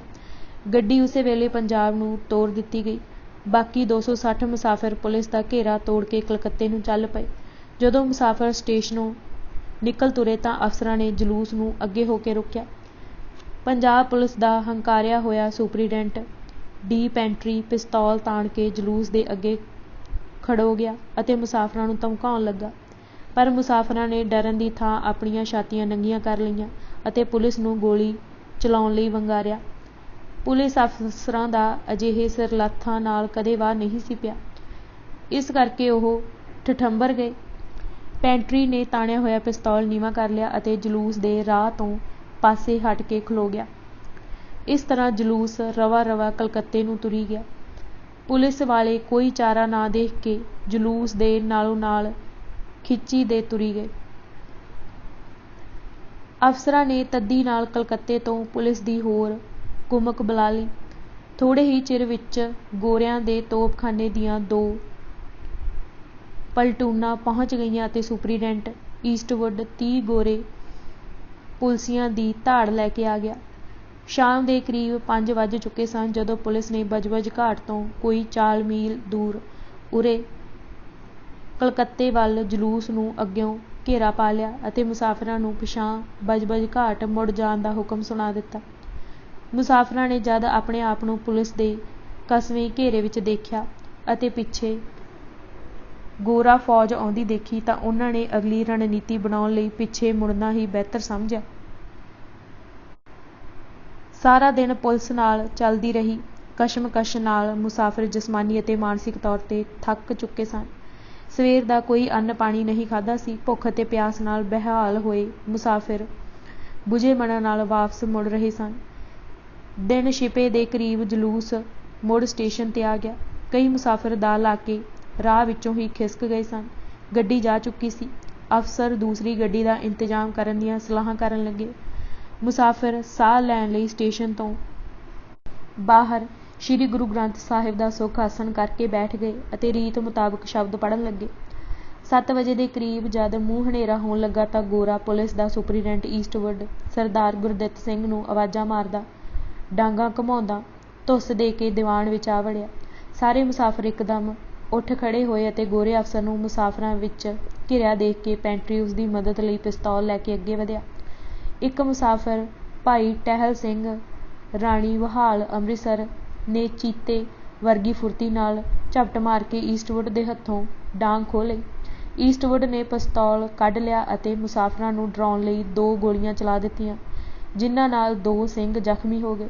ਬਸ ਫਿਰ ਕੀ ਸੀ, ਮੁਸਾਫਿਰਾਂ 'ਚੋਂ ਵੀ ਕੁਝ ਅਣਖੀ ਸੂਰਮਿਆਂ ਨੇ ਆਪਣੇ ਲੁਕੋਏ ਹੋਏ ਪਿਸਤੌਲ ਕੱਢ ਲਏ ਅਤੇ ਮੋੜਵੀਂ ਗੋਲੀਬਾਰੀ ਸ਼ੁਰੂ ਕਰ ਦਿੱਤੀ। ਮੁਰਸ਼ਾ ਸਿੰਘ ਚਾਂਦਹੇੜੀ ਨੇੜੇ ਡੇਰਾਬੱਸੀ ਨੇ ਈਸਟਵੁੱਡ ਨੂੰ ਨਿਸ਼ਾਨਾ ਬਣਾ ਕੇ ਪਿਸਤੌਲ ਦਾ ਘੋੜਾ ਦਬਾ ਦਿੱਤਾ, ਜਿਸ ਨਾਲ ਗੋਰਾ ਅਫਸਰ ਥਾਂਈਂ ਢੇਰੀ ਹੋ ਗਿਆ। ਪੈਟਰੀ ਨੇ ਅੱਗੇ ਆਉਣ ਦੀ ਕੋਸ਼ਿਸ਼ ਕੀਤੀ, ਪਰ ਇੱਕ ਗੋਲੀ ਉਸਦੇ ਪੱਟ ਵਿੱਚ ਜਾ ਲੱਗੀ, ਜਿਸ ਨਾਲ ਉਹ ਲਹੂ ਲੁਹਾਣ ਹੋਇਆ ਜ਼ਮੀਨ ਉੱਤੇ ਡਿੱਗ ਪਿਆ। ਇਸ ਨਾਲ ਪੁਲਿਸ ਨੂੰ ਭਾਜੜਾਂ ਪੈ ਗਈਆਂ ਅਤੇ ਉਹ ਫੁਰਤੀ ਨਾਲ ਲਾਮੇ ਹਟ ਗਈ। ਫੌਜ ਪਹਿਲਾਂ ਹੀ ਜੰਗਲੇ ਤੋਂ ਪਾਰ ਪਲੇਟਫਾਰਮ ਉੱਤੇ ਰਫਲਾਂ ਤਾਣੀ ਖੜ੍ਹੀ ਸੀ। ਪੁਲਿਸ ਦੇ ਲਾਮੇ ਹੁੰਦਿਆਂ ਹੀ ਉਸਨੇ ਗੋਲੀ ਚਲਾਉਣੀ ਸ਼ੁਰੂ ਕਰ ਦਿੱਤੀ। ਸਿੱਖ ਮੁਸਾਫਿਰ ਗੋਲੀ ਆਉਂਦੀ ਦੇਖ ਕੇ ਡਰੇ ਨਹੀਂ, ਸਗੋਂ ਆਪਣੀਆਂ ਜੁਝਾਰੂ ਰਵਾਇਤਾਂ ਅਨੁਸਾਰ ਉਹ ਖਾਲੀ ਹੱਥੀਂ ਪੁਲਿਸ ਨੂੰ ਟੁੱਟ ਕੇ ਪੈ ਗਏ ਅਤੇ ਪੰਜਾਬ ਪੁਲਿਸ ਦੇ ਹੱਥਾਂ ਵਿੱਚੋਂ ਤਲਵਾਰਾਂ ਅਤੇ ਡਾਂਗਾਂ ਖੋਹ ਲਈਆਂ। ਉਨ੍ਹਾਂ ਨੇ ਕੁਝ ਚਿਰ ਪੁਲਿਸ ਦਾ ਚੰਗਾ ਮੱਕੂ ਬੰਨ੍ਹਿਆ, ਪਰ ਦੂਰੋਂ ਮਾਰ ਕਰ ਰਹੀ ਫੌਜ ਨੇ ਮੁਸਾਫਿਰਾਂ ਦਾ ਬਹੁਤ ਵੱਡਾ ਨੁਕਸਾਨ ਕੀਤਾ।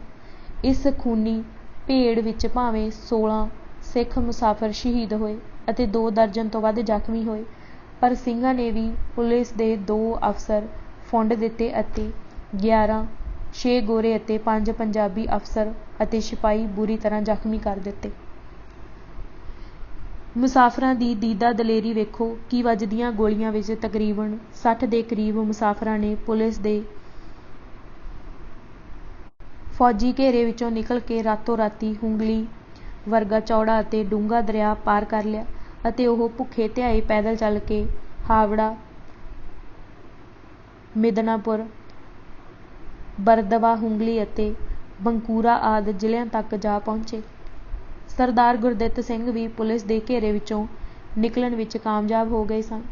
ਅਗਲਾ ਦਿਨ ਚੜ੍ਹਦਿਆਂ ਹੀ ਪੁਲਿਸ ਨੇ ਕਲਕੱਤਾ ਅਤੇ ਇਸ ਦੇ ਨਾਲ ਲੱਗਵੇਂ ਜ਼ਿਲ੍ਹਿਆਂ ਵਿੱਚ ਤਲਾਸ਼ੀ ਮੁਹਿੰਮ ਚਲਾ ਕੇ ਕਾਫੀ ਸਾਰੇ ਮੁਸਾਫਿਰਾਂ ਨੂੰ ਮੁੜ ਗ੍ਰਿਫਤਾਰ ਕਰ ਲਿਆ। ਅਖੀਰ ਵਿੱਚ ਕੁੱਲ 202 ਮੁਸਾਫਿਰਾਂ ਨੂੰ ਇਨਗਲੈਂਸ ਇਨਟੂ ਇੰਡੀਆ ਆਰਡੀਨੈਂਸ ਦੇ ਅਧੀਨ ਜੇਲ੍ਹਾਂ ਵਿੱਚ ਡੱਕ ਦਿੱਤਾ। ਸਰਦਾਰ ਗੁਰਦਿੱਤ ਸਿੰਘ, ਭਾਈ ਗੁਰਮੁਖ ਸਿੰਘ ਲਲਤੋਂ ਅਤੇ ਹੋਰ ਬਹੁਤ ਸਾਰੇ ਸਿੰਘ ਪੁਲਿਸ ਅਤੇ ਫੌਜ ਦੇ ਘੇਰੇ ਵਿੱਚੋਂ ਨਿਕਲ ਕੇ ਰੁਪੋਸ਼ ਹੋ ਗਏ। ਹੋਰਨਾਂ ਜਹਾਜ਼ਾਂ ਦੀ ਆਮਦ। ਬਜਬਜ ਘਾਟ ਦੇ ਸਾਕੇ ਤੋਂ ਬਾਅਦ ਸਰਕਾਰ ਬਾਹਰੋਂ ਆਉਣ ਵਾਲੇ ਦੂਸਰੇ ਜਹਾਜ਼ਾਂ ਬਾਰੇ ਹੋਰ ਵੱਧ ਚੁਕੰਨੀ ਹੋ ਗਈ ਸੀ। ਆਉਣ ਵਾਲੇ ਮੁਸਾਫਿਰਾਂ ਦੀ ਪਛਾਣ ਅਤੇ ਪੁੱਛ-ਗਿੱਛ ਕਰਨ ਲਈ ਪੰਜਾਬ ਤੋਂ ਪੁਲਿਸ ਅਤੇ CID ਦੇ ਅਫਸਰਾਂ ਨੂੰ ਕਲਕੱਤੇ ਦੀ ਬੰਦਰਗਾਹ ਉੱਤੇ ਉਚੇਚਾ ਤੈਨਾਤ ਕੀਤਾ ਗਿਆ ਸੀ। ਕਾਮਾਗਾਟਾ ਮਾਰੂ ਤੋਂ ਬਾਅਦ ਗਦਰੀਆਂ ਨੂੰ ਲੈ ਕੇ ਸਭ ਤੋਂ ਪਹਿਲਾ ਜਹਾਜ਼ 22 ਅਕਤੂਬਰ 1914 ਨੂੰ ਕਲਕੱਤੇ ਪੁੱਜਾ। ਇਸ ਤੋਂ ਅਗਲੇ ਦਿਨ ਨਾਮਸਾਂਗ ਨਾਂ ਦਾ ਜਹਾਜ਼ ਕਲਕੱਤੇ ਪਹੁੰਚਿਆ, ਜਿਸ ਵਿੱਚ ਅਮਰੀਕਾ ਤੋਂ ਗਦਰ ਪਾਰਟੀ ਦੇ ਬਾਬਾ ਸੋਹਣ ਸਿੰਘ ਭਕਨਾ ਤੋਂ ਇਲਾਵਾ ਕੈਨੇਡਾ ਤੋਂ ਭਾਈ ਜਵੰਦ ਸਿੰਘ ਨੰਗਲ, ਭਾਈ ਵੀਰ ਸਿੰਘ ਬਾਹੋਵਾਲ ਅਤੇ 80 ਦੇ ਲਗਭਗ ਹੋਰ ਇਨਕਲਾਬੀ ਸਨ। ਇਨ੍ਹਾਂ ਜਹਾਜ਼ਾਂ ਨੂੰ ਕਲਕੱਤੇ ਰੋਕ ਕੇ ਸਾਰੇ ਮੁਸਾਫਿਰਾਂ ਦੇ ਨਾਵਾਂ ਦੀ ਛਾਣਬੀਣ ਕੀਤੀ ਗਈ। ਉਨ੍ਹਾਂ ਦੇ ਪਿੰਡਾਂ ਦੇ ਨਾਂ ਅਤੇ ਉਨ੍ਹਾਂ ਦੇ ਰਾਜਸੀ ਰੁਝਾਨ ਅਤੇ ਸਰਗਰਮੀਆਂ ਬਾਰੇ ਜਾਣਕਾਰੀ ਹਾਸਲ ਕੀਤੀ ਗਈ। ਕੱਲੇ-ਕੱਲੇ ਦਾ ਸਮਾਨ ਫਰੋਲਿਆ ਗਿਆ ਅਤੇ ਜਾਮਾਂ ਤਲਾਸ਼ੀਆਂ ਲਈਆਂ ਗਈਆਂ। ਬਾਬਾ ਸੋਹਣ ਸਿੰਘ ਭਕਨਾ ਅਤੇ ਉਨ੍ਹਾਂ ਦੇ ਹੋਰ 2 ਸਾਥੀਆਂ ਨੂੰ ਗ੍ਰਿਫਤਾਰ ਕਰਕੇ ਪੁੱਛ ਪੜਤਾਲ ਕਰਨ ਲਈ ਲੁਧਿਆਣੇ ਲਿਜਾਇਆ ਗਿਆ। ਕੁਝ ਹੋਰਨਾਂ ਨੂੰ ਛਾਂਟ ਕੇ ਵੱਖ-ਵੱਖ ਜੇਲ੍ਹਾਂ ਵਿੱਚ ਬੰਦ ਕਰ ਦਿੱਤਾ ਗਿਆ। ਨਾਮਸਾਂਗ ਤੋਂ ਥੋੜ੍ਹੇ ਹੀ ਦਿਨਾਂ ਬਾਅਦ ਹਾਂਗਕਾਂਗ ਤੋਂ ਤੋਸ਼ਾ ਮਾਰੂ ਅਤੇ ਮਸ਼ੀਮਾ ਮਾਰੂ ਦੇ ਨਾਵਾਂ ਹੇਠ 2 ਜਹਾਜ਼ ਇਕੱਠੇ ਤੁਰੇ, ਜਿਨ੍ਹਾਂ ਵਿੱਚ ਗਦਰ ਪਾਰਟੀ ਦੇ ਮੁੱਖ ਲੀਡਰ ਸਵਾਰ ਸਨ। ਤੋਸ਼ਾ ਮਾਰੂ ਨੇ ਕਲਕੱਤਾ ਅਤੇ ਮਸ਼ੀਮਾ ਮਾਰੂ ਨੇ ਕੋਲੰਬੋ ਜਾਣਾ ਸੀ। ਤੋਸ਼ਾ ਮਾਰੂ ਵਿੱਚ ਭਾਈ ਕੇਸਰ ਸਿੰਘ ਠੱਠਗੜ੍ਹ, ਭਾਈ ਰੂੜ ਸਿੰਘ ਚੂੜਚੱਕ, ਭਾਈ ਸ਼ੇਰ ਸਿੰਘ ਵੇਈਂ ਭੂਈਂ ਅਤੇ ਭਾਈ ਈਸ਼ਰ ਸਿੰਘ ਮਰਹਾਣਾ ਸਮੇਤ ਬਹੁਤ ਸਾਰੇ ਅਹਿਮ ਗਦਰੀ ਸਨ। ਮਸ਼ੀਮਾ ਮਾਰੂ ਵਿੱਚ ਭਾਈ ਨਿਧਾਨ ਸਿੰਘ ਚੁੱਗਾ, ਭਾਈ ਗਾਦਾ ਸਿੰਘ ਕੰਚਰ ਭੰਨ ਅਤੇ ਭਾਈ ਹਰਨਾਮ ਸਿੰਘ ਕੋਟਲਾ ਆਦਿ ਸਵਾਰ ਸਨ। ਇਹ ਦੋਨੋਂ ਜਹਾਜ਼ ਅੱਗੜ ਪਿੱਛੜ ਚੱਲਦੇ ਹੋਏ ਪਿਨਾਂਗ ਜਾ ਪਹੁੰਚੇ। ਉੱਥੇ ਨਾਮਸਾਂਗ ਵਾਂਗੂ ਹੀ ਇਹਨਾਂ ਜਹਾਜ਼ਾਂ ਨੂੰ ਵੀ ਕਈ ਦਿਨਾਂ ਤੱਕ ਬਿਨਾਂ ਵਜ੍ਹਾ ਰੋਕੀ ਰੱਖਿਆ। ਇਸੇ ਦੌਰਾਨ ਮੁਸਾਫਰਾਂ ਨੂੰ ਬਜਬਜ ਘਾਟ ਦੇ ਖੂਨੀ ਕਾਂਡ ਦੀ ਖਬਰ ਮਿਲ ਗਈ, ਜਿਸ ਨਾਲ ਉਹਨਾਂ ਅੰਦਰ ਅੰਤਾਂ ਦਾ ਰੋਹ ਅਤੇ ਗੁੱਸਾ ਭੜਕ ਪਿਆ। ਬਾਅਦ ਵਿੱਚ ਜਾ ਕੇ ਵਾਅਦਾ ਮੁਆਫ ਗਵਾਹ ਬਣੇ ਨਵਾਬ ਖਾਂ, ਜਿਹੜਾ ਉਸ ਵੇਲੇ ਗਦਰੀਆਂ ਨਾਲ ਪਿਨਾਂਗ ਵਿੱਚ ਹੀ ਸੀ, ਦੇ ਦੱਸਣ ਅਨੁਸਾਰ ਬਜਬਜ ਘਾਟ ਦੇ ਖੂਨੀ ਸਾਕੇ ਦੀ ਖਬਰ ਨੇ ਗਦਰੀਆਂ ਨੂੰ ਇੰਨਾ ਰੌਹ ਚੜ੍ਹਾ ਦਿੱਤਾ ਸੀ ਕਿ ਗੁੱਸੇ ਦੀ ਮਨੋ ਅਵਸਥਾ ਵਿੱਚ ਉਹਨਾਂ ਦੇ ਮਨਾਂ ਅੰਦਰ ਪਿਨਾਂਗ ਵਿੱਚ ਗਦਰ ਮਚਾ ਦੇਣ ਦਾ ਫੁਰਨਾ ਆਇਆ। ਉਹਨਾਂ ਨੇ ਪਿਨਾਂਗ ਵਿੱਚ ਤੈਨਾਤ ਕੀਤੇ ਭਾਰਤੀ ਫੌਜ ਦੇ ਸਿੱਖ ਸਿਪਾਹੀਆਂ ਨਾਲ ਤਾਲਮੇਲ ਕੀਤਾ ਅਤੇ ਉਹਨਾਂ ਨੂੰ ਗਦਰ ਵਿੱਚ ਮਦਦ ਦੇਣ ਲਈ ਕਿਹਾ। ਇਸ ਦੇ ਨਾਲ ਹੀ ਸ਼ਹਿਰ ਵਿੱਚ ਅਸਲੇ ਦੀਆਂ ਦੁਕਾਨਾਂ ਦੀ ਨਿਸ਼ਾਨਦੇਹੀ ਕਰਨ ਅਤੇ ਇਹਨਾਂ ਨੂੰ ਲੁੱਟਣ ਦੀ ਪਲੈਨ ਬਣਾਈ ਗਈ। ਪੁਲਿਸ ਦੇ ਥਾਣਿਆਂ ਵਿੱਚੋਂ ਅਸਲਾ ਲੁੱਟਣ ਬਾਰੇ ਵੀ ਵਿਚਾਰਾਂ ਹੋਈਆਂ। ਮੁਸਾਫਰਾਂ ਨੇ ਇਹਨਾਂ ਤਜਵੀਜ਼ਾਂ ਉੱਤੇ ਵਿਚਾਰ ਕਰਨ ਲਈ ਗੁਰਦੁਆਰੇ ਵਿੱਚ ਇਕੱਠੇ ਹੋਣ ਦਾ ਯਤਨ ਕੀਤਾ, ਪਰ ਪ੍ਰਸ਼ਾਸਨ ਨੇ ਚੌਕਸੀ ਵਜੋਂ ਪਹਿਲਾਂ ਹੀ ਗੁਰਦੁਆਰੇ ਦੁਆਲੇ ਹਥਿਆਰਬੰਦ ਗਾਰਡ ਤੈਨਾਤ ਕਰ ਦਿੱਤੇ ਸਨ, ਜਿਨ੍ਹਾਂ ਨੇ ਮੁਸਾਫਰਾਂ ਨੂੰ ਗੁਰਦੁਆਰੇ ਵਿੱਚ ਦਾਖਲ ਹੋਣ ਤੋਂ ਰੋਕ ਦਿੱਤਾ। ਅਗਲੇ ਦਿਨ ਗਦਰੀ ਆਗੂਆਂ ਦਾ ਵਫਦ ਪਿਨਾਂਗ ਦੇ ਗਵਰਨਰ ਨੂੰ ਮਿਲਿਆ ਅਤੇ ਜਹਾਜ਼ ਨੂੰ ਬਿਨਾਂ ਵਜ੍ਹਾ ਰੋਕੀ ਰੱਖਣ ਉੱਤੇ ਸਖਤ ਨਾਰਾਜ਼ਗੀ ਦਿਖਾਈ। ਮੁਸਾਫਰਾਂ ਦੇ ਦਬਾਅ ਪਾਉਣ ਤੇ ਜਹਾਜ਼ਾਂ ਨੂੰ ਤੋਰਨ ਦੀ ਪ੍ਰਵਾਨਗੀ ਮਿਲ ਗਈ। ਇੱਥੋਂ ਚੱਲ ਕੇ ਤੋਸ਼ਾ ਮਾਰੂ ਰੰਗੂਨ ਦੇ ਘਾਟ ਉੱਤੇ ਰੁਕਿਆ, ਜਿੱਥੇ ਫਿਰ ਗਦਰੀ ਆਗੂਆਂ ਨੇ ਗੁਰਦੁਆਰੇ ਵਿੱਚ ਇਕੱਠੇ ਹੋਣ ਅਤੇ ਫੌਜ ਦੇ ਸਿੱਖ ਜਵਾਨਾਂ ਨਾਲ ਰਾਬਤਾ ਬਣਾਉਣ ਦਾ ਯਤਨ ਕੀਤਾ, ਪਰ ਸਥਾਨਕ ਪ੍ਰਸ਼ਾਸਨ ਨੇ ਇਸ ਦੀ ਇਜਾਜ਼ਤ ਨਾ ਦਿੱਤੀ। 29 ਅਕਤੂਬਰ ਨੂੰ ਤੋਸ਼ਾ ਮਾਰੂ ਕਲਕੱਤੇ ਦੇ ਘਾਟ ਤੇ ਜਾ ਲੱਗਿਆ। ਇਸ ਵਿੱਚ ਗਦਰ ਪਾਰਟੀ ਦੇ ਮੁਖੀ ਆਗੂਆਂ ਸਮੇਤ 250 ਦੇ ਕਰੀਬ ਮੁਸਾਫਿਰ ਸਨ। ਇਸ ਜਹਾਜ਼ ਦੇ ਹਾਂਗਕਾਂਗ ਤੋਂ ਚੱਲਣ ਵੇਲੇ ਅਧਿਕਾਰੀਆਂ ਨੇ ਮੁਸਾਫਰਾਂ ਦੀ ਸੂਚੀ ਦੇ ਨਾਲ ਹੀ ਉਹਨਾਂ ਦੇ ਰਵੱਈਏ ਬਾਰੇ ਸ਼ਿਕਾਇਤਨਾਮਾ ਟਿੱਪਣੀ ਕੀਤੀ ਹੋਈ ਸੀ। ਇਸ ਤੋਂ ਬਾਅਦ ਜਦੋਂ ਇਹ ਜਹਾਜ਼ ਰੰਗੂਨ ਪੁੱਜਾ ਤਾਂ ਉੱਥੋਂ ਵੀ ਇਸ ਦੇ ਮੁਸਾਫਰਾਂ ਦੇ ਖਤਰਨਾਕ ਇਰਾਦਿਆਂ ਨੂੰ ਦਰਸਾਉਂਦੀ ਤਾਰ ਕਲਕੱਤੇ ਪਹੁੰਚੀ ਸੀ। ਇਸ ਕਰਕੇ ਜਹਾਜ਼ ਦੇ ਕਲਕੱਤੇ ਪਹੁੰਚਣ ਤੋਂ ਪਹਿਲਾਂ ਹੀ ਅਧਿਕਾਰੀਆਂ ਨੇ ਘਾਟ ਉੱਤੇ ਫੌਜ ਅਤੇ ਪੁਲਿਸ ਤੈਨਾਤ ਕਰਨ ਅਤੇ ਮੁਸਾਫਰਾਂ ਨੂੰ ਰੇਲ ਗੱਡੀ ਰਾਹੀਂ ਸਿੱਧੇ ਪੰਜਾਬ ਲੈ ਜਾਣ ਦਾ ਫੈਸਲਾ ਕਰ ਲਿਆ ਸੀ। ਜਹਾਜ਼ ਅਜੇ ਘਾਟ ਤੋਂ 6 ਮੀਲ ਦੂਰ ਹੀ ਸੀ ਜਦੋਂ ਪੰਚਪਾੜਾ ਨਾਂ ਦੇ ਸਥਾਨ ਤੇ ਇੱਕ ਕਸਟਮ ਅਧਿਕਾਰੀ ਅਤੇ ਡਾਕਟਰ ਦੇ ਭੇਸ ਵਿੱਚ ਪੁਲਿਸ ਦਾ ਸਬ ਇੰਸਪੈਕਟਰ ਜਹਾਜ਼ ਵਿੱਚ ਚੜ੍ਹ ਗਿਆ। ਇਸ ਤਰ੍ਹਾਂ ਜਹਾਜ਼ ਦੇ ਘਾਟ ਅਤੇ ਲੱਗਣ ਤੋਂ ਪਹਿਲਾਂ ਹੀ ਮੁਸਾਫਰਾਂ ਦੇ ਸਮਾਨ ਦੀ ਤਲਾਸ਼ੀ ਲਈ ਗਈ। ਫਿਰ ਮੁਸਾਫਰਾਂ ਨੂੰ 20-20 ਦੀਆਂ ਟੋਲੀਆਂ ਵਿੱਚ ਜਹਾਜ਼ ਤੋਂ ਉਤਾਰਿਆ ਗਿਆ। ਉਹਨਾਂ ਦੀਆਂ ਜਾਮਾਂ ਤਲਾਸ਼ੀਆਂ ਲਈਆਂ ਗਈਆਂ ਅਤੇ ਸਾਰਿਆਂ ਦੇ ਨਾਵਾਂ, ਪਿੰਡਾਂ ਅਤੇ ਅਤੀਤ ਬਾਰੇ ਭਰਵੀਂ ਪੁੱਛ-ਗਿੱਛ ਕੀਤੀ ਗਈ। ਇਸ ਆਧਾਰ ਤੇ ਉਹਨਾਂ ਨੂੰ ਮੋਟੇ ਤੌਰ ਤੇ 3 ਵਰਗਾਂ ਵਿੱਚ ਵੰਡਿਆ ਗਿਆ। 79 ਮੁਸਾਫਰਾਂ ਨੂੰ ਖਤਰਨਾਕ ਕਰਾਰ ਦਿੱਤਾ ਗਿਆ ਅਤੇ ਉਹਨਾਂ ਨੂੰ ਪੁਲਿਸ ਦੇ ਪਹਿਰੇ ਹੇਠ ਪੰਜਾਬ ਲੈ ਜਾਣ ਦਾ ਨਿਰਣਾ ਹੋਇਆ। 100 ਵਿਅਕਤੀਆਂ ਨੂੰ ਘੱਟ ਖਤਰਨਾਕ ਪਰੰਤੂ ਅਣਚਾਹੇ ਕਰਾਰ ਦਿੱਤਾ ਗਿਆ ਅਤੇ ਇਹਨਾਂ ਨੂੰ ਵਿਸ਼ੇਸ਼ ਗੱਡੀ ਰਾਹੀਂ ਪੰਜਾਬ ਲਿਜਾ ਕੇ ਛੱਡ ਦੇਣ ਦਾ ਫੈਸਲਾ ਹੋਇਆ। 67 ਮੁਸਾਫਰਾਂ ਨੂੰ ਬੇਕਸੂਰ ਸਮਝ ਕੇ ਖੁੱਲ੍ਹੇ ਛੱਡ ਦਿੱਤਾ ਗਿਆ। ਅਲੱਗ ਛਾਂਟੇ 179 ਮੁਸਾਫਰਾਂ ਨੂੰ ਕਲਕੱਤਿਓਂ ਰੇਲ ਗੱਡੀ ਵਿੱਚ ਚਾੜ੍ਹ ਕੇ ਪੰਜਾਬ ਪੁਲਿਸ ਦੇ ਇੱਕ ਬਰਤਾਨਵੀ ਅਤੇ ਇੱਕ ਭਾਰਤੀ ਅਫਸਰ ਸਮੇਤ ਢਾਕਾ ਮਿਲਟਰੀ ਪੁਲਿਸ ਦੇ 100 ਜਵਾਨਾਂ ਦੇ ਪਹਿਰੇ ਹੇਠ ਰਾਏਵਿੰਡ ਲਿਜਾਇਆ ਗਿਆ। 31 ਅਕਤੂਬਰ ਨੂੰ ਜਦ ਇਹ ਗੱਡੀ ਰਾਏਵਿੰਡ ਜਾ ਲੱਗੀ ਤਾਂ ਉੱਥੇ ਪੰਜਾਬ ਦੀ CID ਦਾ ਇੱਕ ਅਫਸਰ ਨਜ਼ਰਬੰਦ ਕਰਨ ਦੇ ਵਾਰੰਟ ਲੈ ਕੇ ਤਿਆਰ ਖੜ੍ਹਾ ਸੀ। ਅਡਵਾਇਰ ਦੇ ਹੁਕਮ ਅਧੀਨ ਵਾਰੰਟਾਂ ਦੀ ਸੂਚੀ ਵਿੱਚ ਮੌਕੇ ਤੇ ਹੀ 100 ਗਦਰੀਆਂ, ਜਿਨ੍ਹਾਂ ਦਾ ਰਵੱਈਆ ਜ਼ਿਆਦਾਤਰ ਖਤਰਨਾਕ ਜਾਪਿਆ, ਦੇ ਨਾਂ ਸ਼ਾਮਿਲ ਕਰ ਲਏ ਗਏ ਅਤੇ ਉਹਨਾਂ ਨੂੰ ਮੁਲਤਾਨ ਅਤੇ ਮਿੰਟਗੁਮਰੀ ਦੀਆਂ ਜੇਲ੍ਹਾਂ ਵਿੱਚ ਭੇਜਿਆ ਗਿਆ। ਬਾਕੀਆਂ ਨੂੰ ਆਪੋ ਆਪਣੇ ਪਿੰਡਾਂ ਦੀ ਜੂਹ ਵਿੱਚ ਰਹਿਣ ਦੇ ਹੁਕਮ ਦੇ ਕੇ ਛੱਡ ਦਿੱਤਾ ਗਿਆ। ਉੱਧਰ ਮਸ਼ੀਮਾ ਮਾਰੂ 25 ਅਕਤੂਬਰ ਨੂੰ ਕੋਲੰਬੋ ਜਾ ਲੱਗਾ। ਉਸ ਵਿੱਚ ਸਵਾਰ ਗਦਰੀ ਕੋਲੰਬੋ ਤੋਂ ਮਦਰਾਸ ਹੁੰਦੇ ਹੋਏ ਪੰਜਾਬ ਜਾ ਪਹੁੰਚੇ।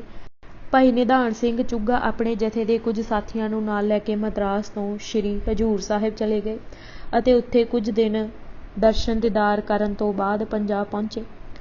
ਇਸ ਉਪਰੰਤ ਇੱਕ ਇੱਕ ਕਰਕੇ ਜਹਾਜ਼ ਕਲਕੱਤੇ ਆਉਂਦੇ ਰਹੇ ਅਤੇ ਉਹਨਾਂ ਦੇ ਮੁਸਾਫਰਾਂ ਨਾਲ ਇਹੀ ਵਰਤਾਓ ਹੁੰਦਾ ਰਿਹਾ। ਕੁਝ ਨੂੰ ਜੇਲੀ ਡੱਕ ਦਿੱਤਾ ਗਿਆ, ਕੁਝ ਪਿੰਡ ਅੰਦਰ ਜੂਬੰਦ ਕੀਤੇ ਗਏ ਅਤੇ ਜਿਨ੍ਹਾਂ ਦੇ ਖਿਲਾਫ ਕੋਈ ਸਬੂਤ ਨਹੀਂ ਸੀ ਉਹਨਾਂ ਨੂੰ ਛੱਡ ਦਿੱਤਾ ਗਿਆ।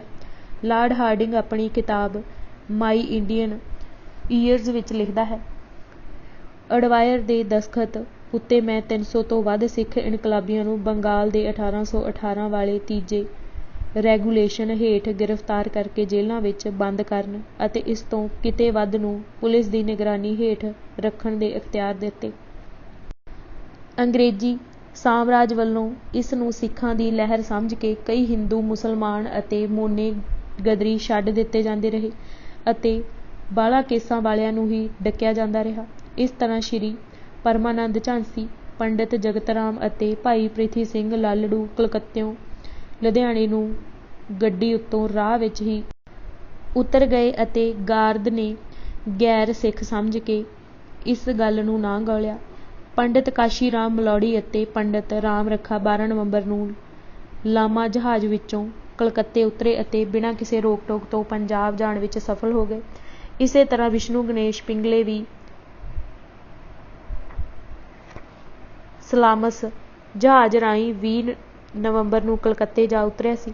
ਭਾਈ ਗੱਜਣ ਸਿੰਘ ਭਕਨਾ, ਭਾਈ ਪ੍ਰੇਮ ਸਿੰਘ ਅਤੇ ਭਾਈ ਜਗਤ ਸਿੰਘ ਸੁਰਸੰਘੀਏ ਵੀ ਪੁਲਿਸ ਨੂੰ ਚਕਮਾ ਦੇਣ ਵਿੱਚ ਸਫਲ ਹੋ ਗਏ ਸਨ। ਬਾਬਾ ਵਿਸਾਖਾ ਸਿੰਘ ਘਟਾਣੂਮਾਰੂ ਰਾਹੀਂ 7 ਜਨਵਰੀ ਨੂੰ ਕੋਲੰਬੋ ਉਤਰੇ ਅਤੇ ਭਾਈ ਕਰਤਾਰ ਸਿੰਘ ਸਰਾਭਾ ਵਾਂਗੂ ਧਨੁਸ਼ਕੌੜੀ ਤੋਂ ਰੇਲ ਗੱਡੀ ਲੈ ਕੇ ਅੰਮ੍ਰਿਤਸਰ ਪਹੁੰਚ ਗਏ। ਇਸ ਤਰ੍ਹਾਂ ਭਾਵੇਂ ਕਿ ਗਦਰ ਪਾਰਟੀ ਦੇ ਬਹੁਤ ਸਾਰੇ ਮੁੱਖ ਆਗੂ ਅਤੇ ਵਰਕਰ ਜਹਾਜ਼ਾਂ ਤੋਂ ਉਤਰਦਿਆਂ ਹੀ ਪੁਲਿਸ ਦੀ ਕੜਿੱਕੀ ਵਿੱਚ ਆ ਗਏ ਸਨ, ਪਰ 1000 ਦੇ ਕਰੀਬ ਗਦਰੀ ਫਿਰ ਵੀ ਪੁਲਿਸ ਦੀਆਂ ਨਿਗਾਹਾਂ ਤੋਂ ਬਚ ਕੇ ਪੰਜਾਬ ਪਹੁੰਚਣ ਵਿੱਚ ਸਫਲ ਹੋ ਗਏ ਸਨ। ਅੰਗਰੇਜ਼ ਸਰਕਾਰ ਨੇ ਵਿਅਕਤੀਆਂ ਨਾਲੋਂ ਵੀ ਵੱਧ ਹਥਿਆਰਾਂ ਦੀ ਆਮਦ ਰੋਕਣ ਲਈ ਪੂਰੀ ਵਾਹ ਲਾ ਦਿੱਤੀ ਸੀ। ਹਾਂਗਕਾਂਗ ਤੋਂ ਹੀ ਸਾਰੇ ਜਹਾਜ਼ਾਂ ਦੀਆਂ ਭਰਵੀਆਂ ਤਲਾਸ਼ੀਆਂ ਸ਼ੁਰੂ ਹੋ ਜਾਂਦੀਆਂ ਸਨ। ਰਸਤੇ ਵਿੱਚ ਸਿੰਗਾਪੁਰ, ਪਿਨਾਂਗ ਅਤੇ ਰੰਗੂਨ ਵਿੱਚ ਵੀ ਜ਼ਰਾ ਸ਼ੱਕ ਪੈਣ 'ਤੇ ਸਮਾਨ ਫਰੋਲਿਆ ਜਾਂਦਾ ਸੀ ਅਤੇ ਜੇਕਰ ਕੋਈ ਹਥਿਆਰ ਜਾਂ ਗੋਲੀ ਸਿੱਕਾ ਹੱਥ ਲੱਗਦਾ ਉਸ ਨੂੰ ਝੱਟ ਜ਼ਬਤ ਕਰ ਲਿਆ ਜਾਂਦਾ ਸੀ। ਕਲਕੱਤੇ ਦੇ ਘਾਟ ਉੱਤੇ ਤਾਂ ਸਮਾਨ ਦਾ ਤੀਲਾ ਤੀਲਾ ਫਰੋਲਿਆ ਜਾਂਦਾ, ਪਰ ਇਸ ਸਾਰੇ ਕੁਝ ਦੇ ਬਾਵਜੂਦ ਕੁਝ ਜੁਗਤੀ ਗਦਰੀ ਫਿਰ ਵੀ ਥੋੜ੍ਹੇ ਬਹੁਤ ਹਥਿਆਰ ਲੁਕੋ ਕੇ ਲਿਆਉਣ ਵਿੱਚ ਕਾਮਯਾਬ ਹੋ ਗਏ ਸਨ। ਭਾਈ ਨਿਧਾਨ ਸਿੰਘ ਚੁੱਗਾ ਨੇ ਬਾਲਟੀਆਂ ਦੇ ਥੱਲਿਆਂ ਵਿੱਚ ਪਿਸਤੌਲ ਲੁਕੋ ਕੇ ਲਿਆਉਣ ਦਾ ਯਤਨ ਕੀਤਾ, ਪਰ ਤਲਾਸ਼ੀਆਂ ਦੌਰਾਨ ਪੁਲਿਸ ਨੂੰ ਉਸ ਦੀ ਇਸ ਚਲਾਕੀ ਦਾ ਪਤਾ ਲੱਗ ਗਿਆ ਅਤੇ ਮੋਟੇ ਥੱਲਿਆਂ ਵਾਲੀਆਂ 20 ਦੇ ਕਰੀਬ ਬਾਲਟੀਆਂ ਜ਼ਬਤ ਕਰ ਲਈਆਂ ਗਈਆਂ। ਇੱਕ ਗਦਰੀ ਆਪਣੇ ਵੱਡੇ ਆਕਾਰ ਦੇ ਬੂਟ ਵਿੱਚ ਪਿਸਤੌਲ ਲੁਕੋ ਕੇ ਲਿਆਉਣ ਵਿੱਚ ਸਫਲ ਹੋ ਗਿਆ ਸੀ। ਜੰਡਿਆਲਾ ਪਿੰਡ ਦਾ ਗੁਰਦਿੱਤ ਸਾਰਿਆਂ ਨਾਲੋਂ ਵੱਧ ਢੰਗੀ ਨਿਕਲਿਆ। ਉਸ ਨੇ ਮੇਜ਼ ਦੀਆਂ ਲੱਤਾਂ ਅੰਦਰ ਰੋਂ ਖੋਖਲੀਆਂ ਕਰਕੇ ਉਹਨਾਂ ਵਿੱਚ 5 ਪਿਸਤੌਲ ਫਿੱਟ ਕਰ ਲਏ ਸਨ ਅਤੇ ਇਸ ਦੇ ਨਾਲ ਹੀ ਲੱਕੜ ਦੇ ਸੰਦੂਖਾਂ ਦੇ ਚਾਰੇ ਪਾਸਿਆਂ 'ਤੇ ਵਰਮੇ ਨਾਲ ਮੋਰੀਆਂ ਕਰਕੇ ਉਹਨਾਂ ਵਿੱਚ ਕਈ 100 ਕਾਰਤੂਸ ਲੁਕੋ ਲਏ ਸਨ। ਕੋਲੰਬੋ ਦੇ ਘਾਟ 'ਤੇ ਕਸਟਮ ਅਧਿਕਾਰੀਆਂ ਨੂੰ ਉਸ ਦੀ ਇਸ ਚਲਾਕੀ ਦਾ ਕੋਈ ਪਤਾ ਨਾ ਲੱਗਿਆ। ਉਸ ਨੇ ਧਨੁਸ਼ਕੌੜੀ ਤੋਂ ਰੇਲ ਗੱਡੀ ਦੇ ਸਧਾਰਨ ਦਰਜੇ ਵਿੱਚ ਸਫ਼ਰ ਕਰਨ ਦੀ ਥਾਂ ਸੈਕਿੰਡ ਕਲਾਸ ਵਿੱਚ ਸਫ਼ਰ ਕਰਨ ਦੀ ਤਰਕੀਬ ਅਜ਼ਮਾਈ ਅਤੇ ਸਾਰਾ ਸਮਾਨ ਲੈ ਕੇ ਸੁਖੀ ਸਾਂਦੀ ਘਰ ਪਹੁੰਚ ਗਿਆ ਸੀ। ਸਮਾਨ ਘਰੇ ਟਿਕਾ ਕੇ ਉਹ ਅਗਲੇ ਦਿਨ ਲੁਧਿਆਣੇ ਆਪਣੇ ਆਪ ਹੀ ਪੁੱਛ-ਗਿੱਛ ਲਈ ਜਾ ਹਾਜ਼ਰ ਹੋਇਆ ਸੀ। ਇਹਨਾਂ ਗੱਲਾਂ ਤੋਂ ਗਦਰੀ ਸੰਗਰਾਮੀਆਂ ਦੀ ਲਗਨ, ਦ੍ਰਿੜਤਾ, ਜੋਸ਼, ਵੀਰਤਾ ਅਤੇ ਪ੍ਰਤਿਭਾ ਦੇ ਪ੍ਰਤੱਖ ਪ੍ਰਮਾਣ ਮਿਲਦੇ ਹਨ। ਅੱਜ ਅਸੀਂ ਤੂਫਾਨਾਂ ਦਾ ਸ਼ਾਹ ਸਵਾਰ ਸ਼ਹੀਦ ਕਰਤਾਰ ਸਿੰਘ ਸਰਾਭਾ ਕਿਤਾਬ ਦੇ 192 ਪੰਨੇ ਪੜ੍ਹ ਚੁੱਕੇ ਹਾਂ। ਬਾਕੀ ਦੀ ਕਿਤਾਬ ਅਸੀਂ ਅਗਲੇ ਭਾਗ ਵਿੱਚ ਪੜ੍ਹਾਂਗੇ। ਵਾਹਿਗੁਰੂ ਜੀ ਕਾ ਖਾਲਸਾ, ਵਾਹਿਗੁਰੂ ਜੀ ਕੀ ਫਤਿਹ।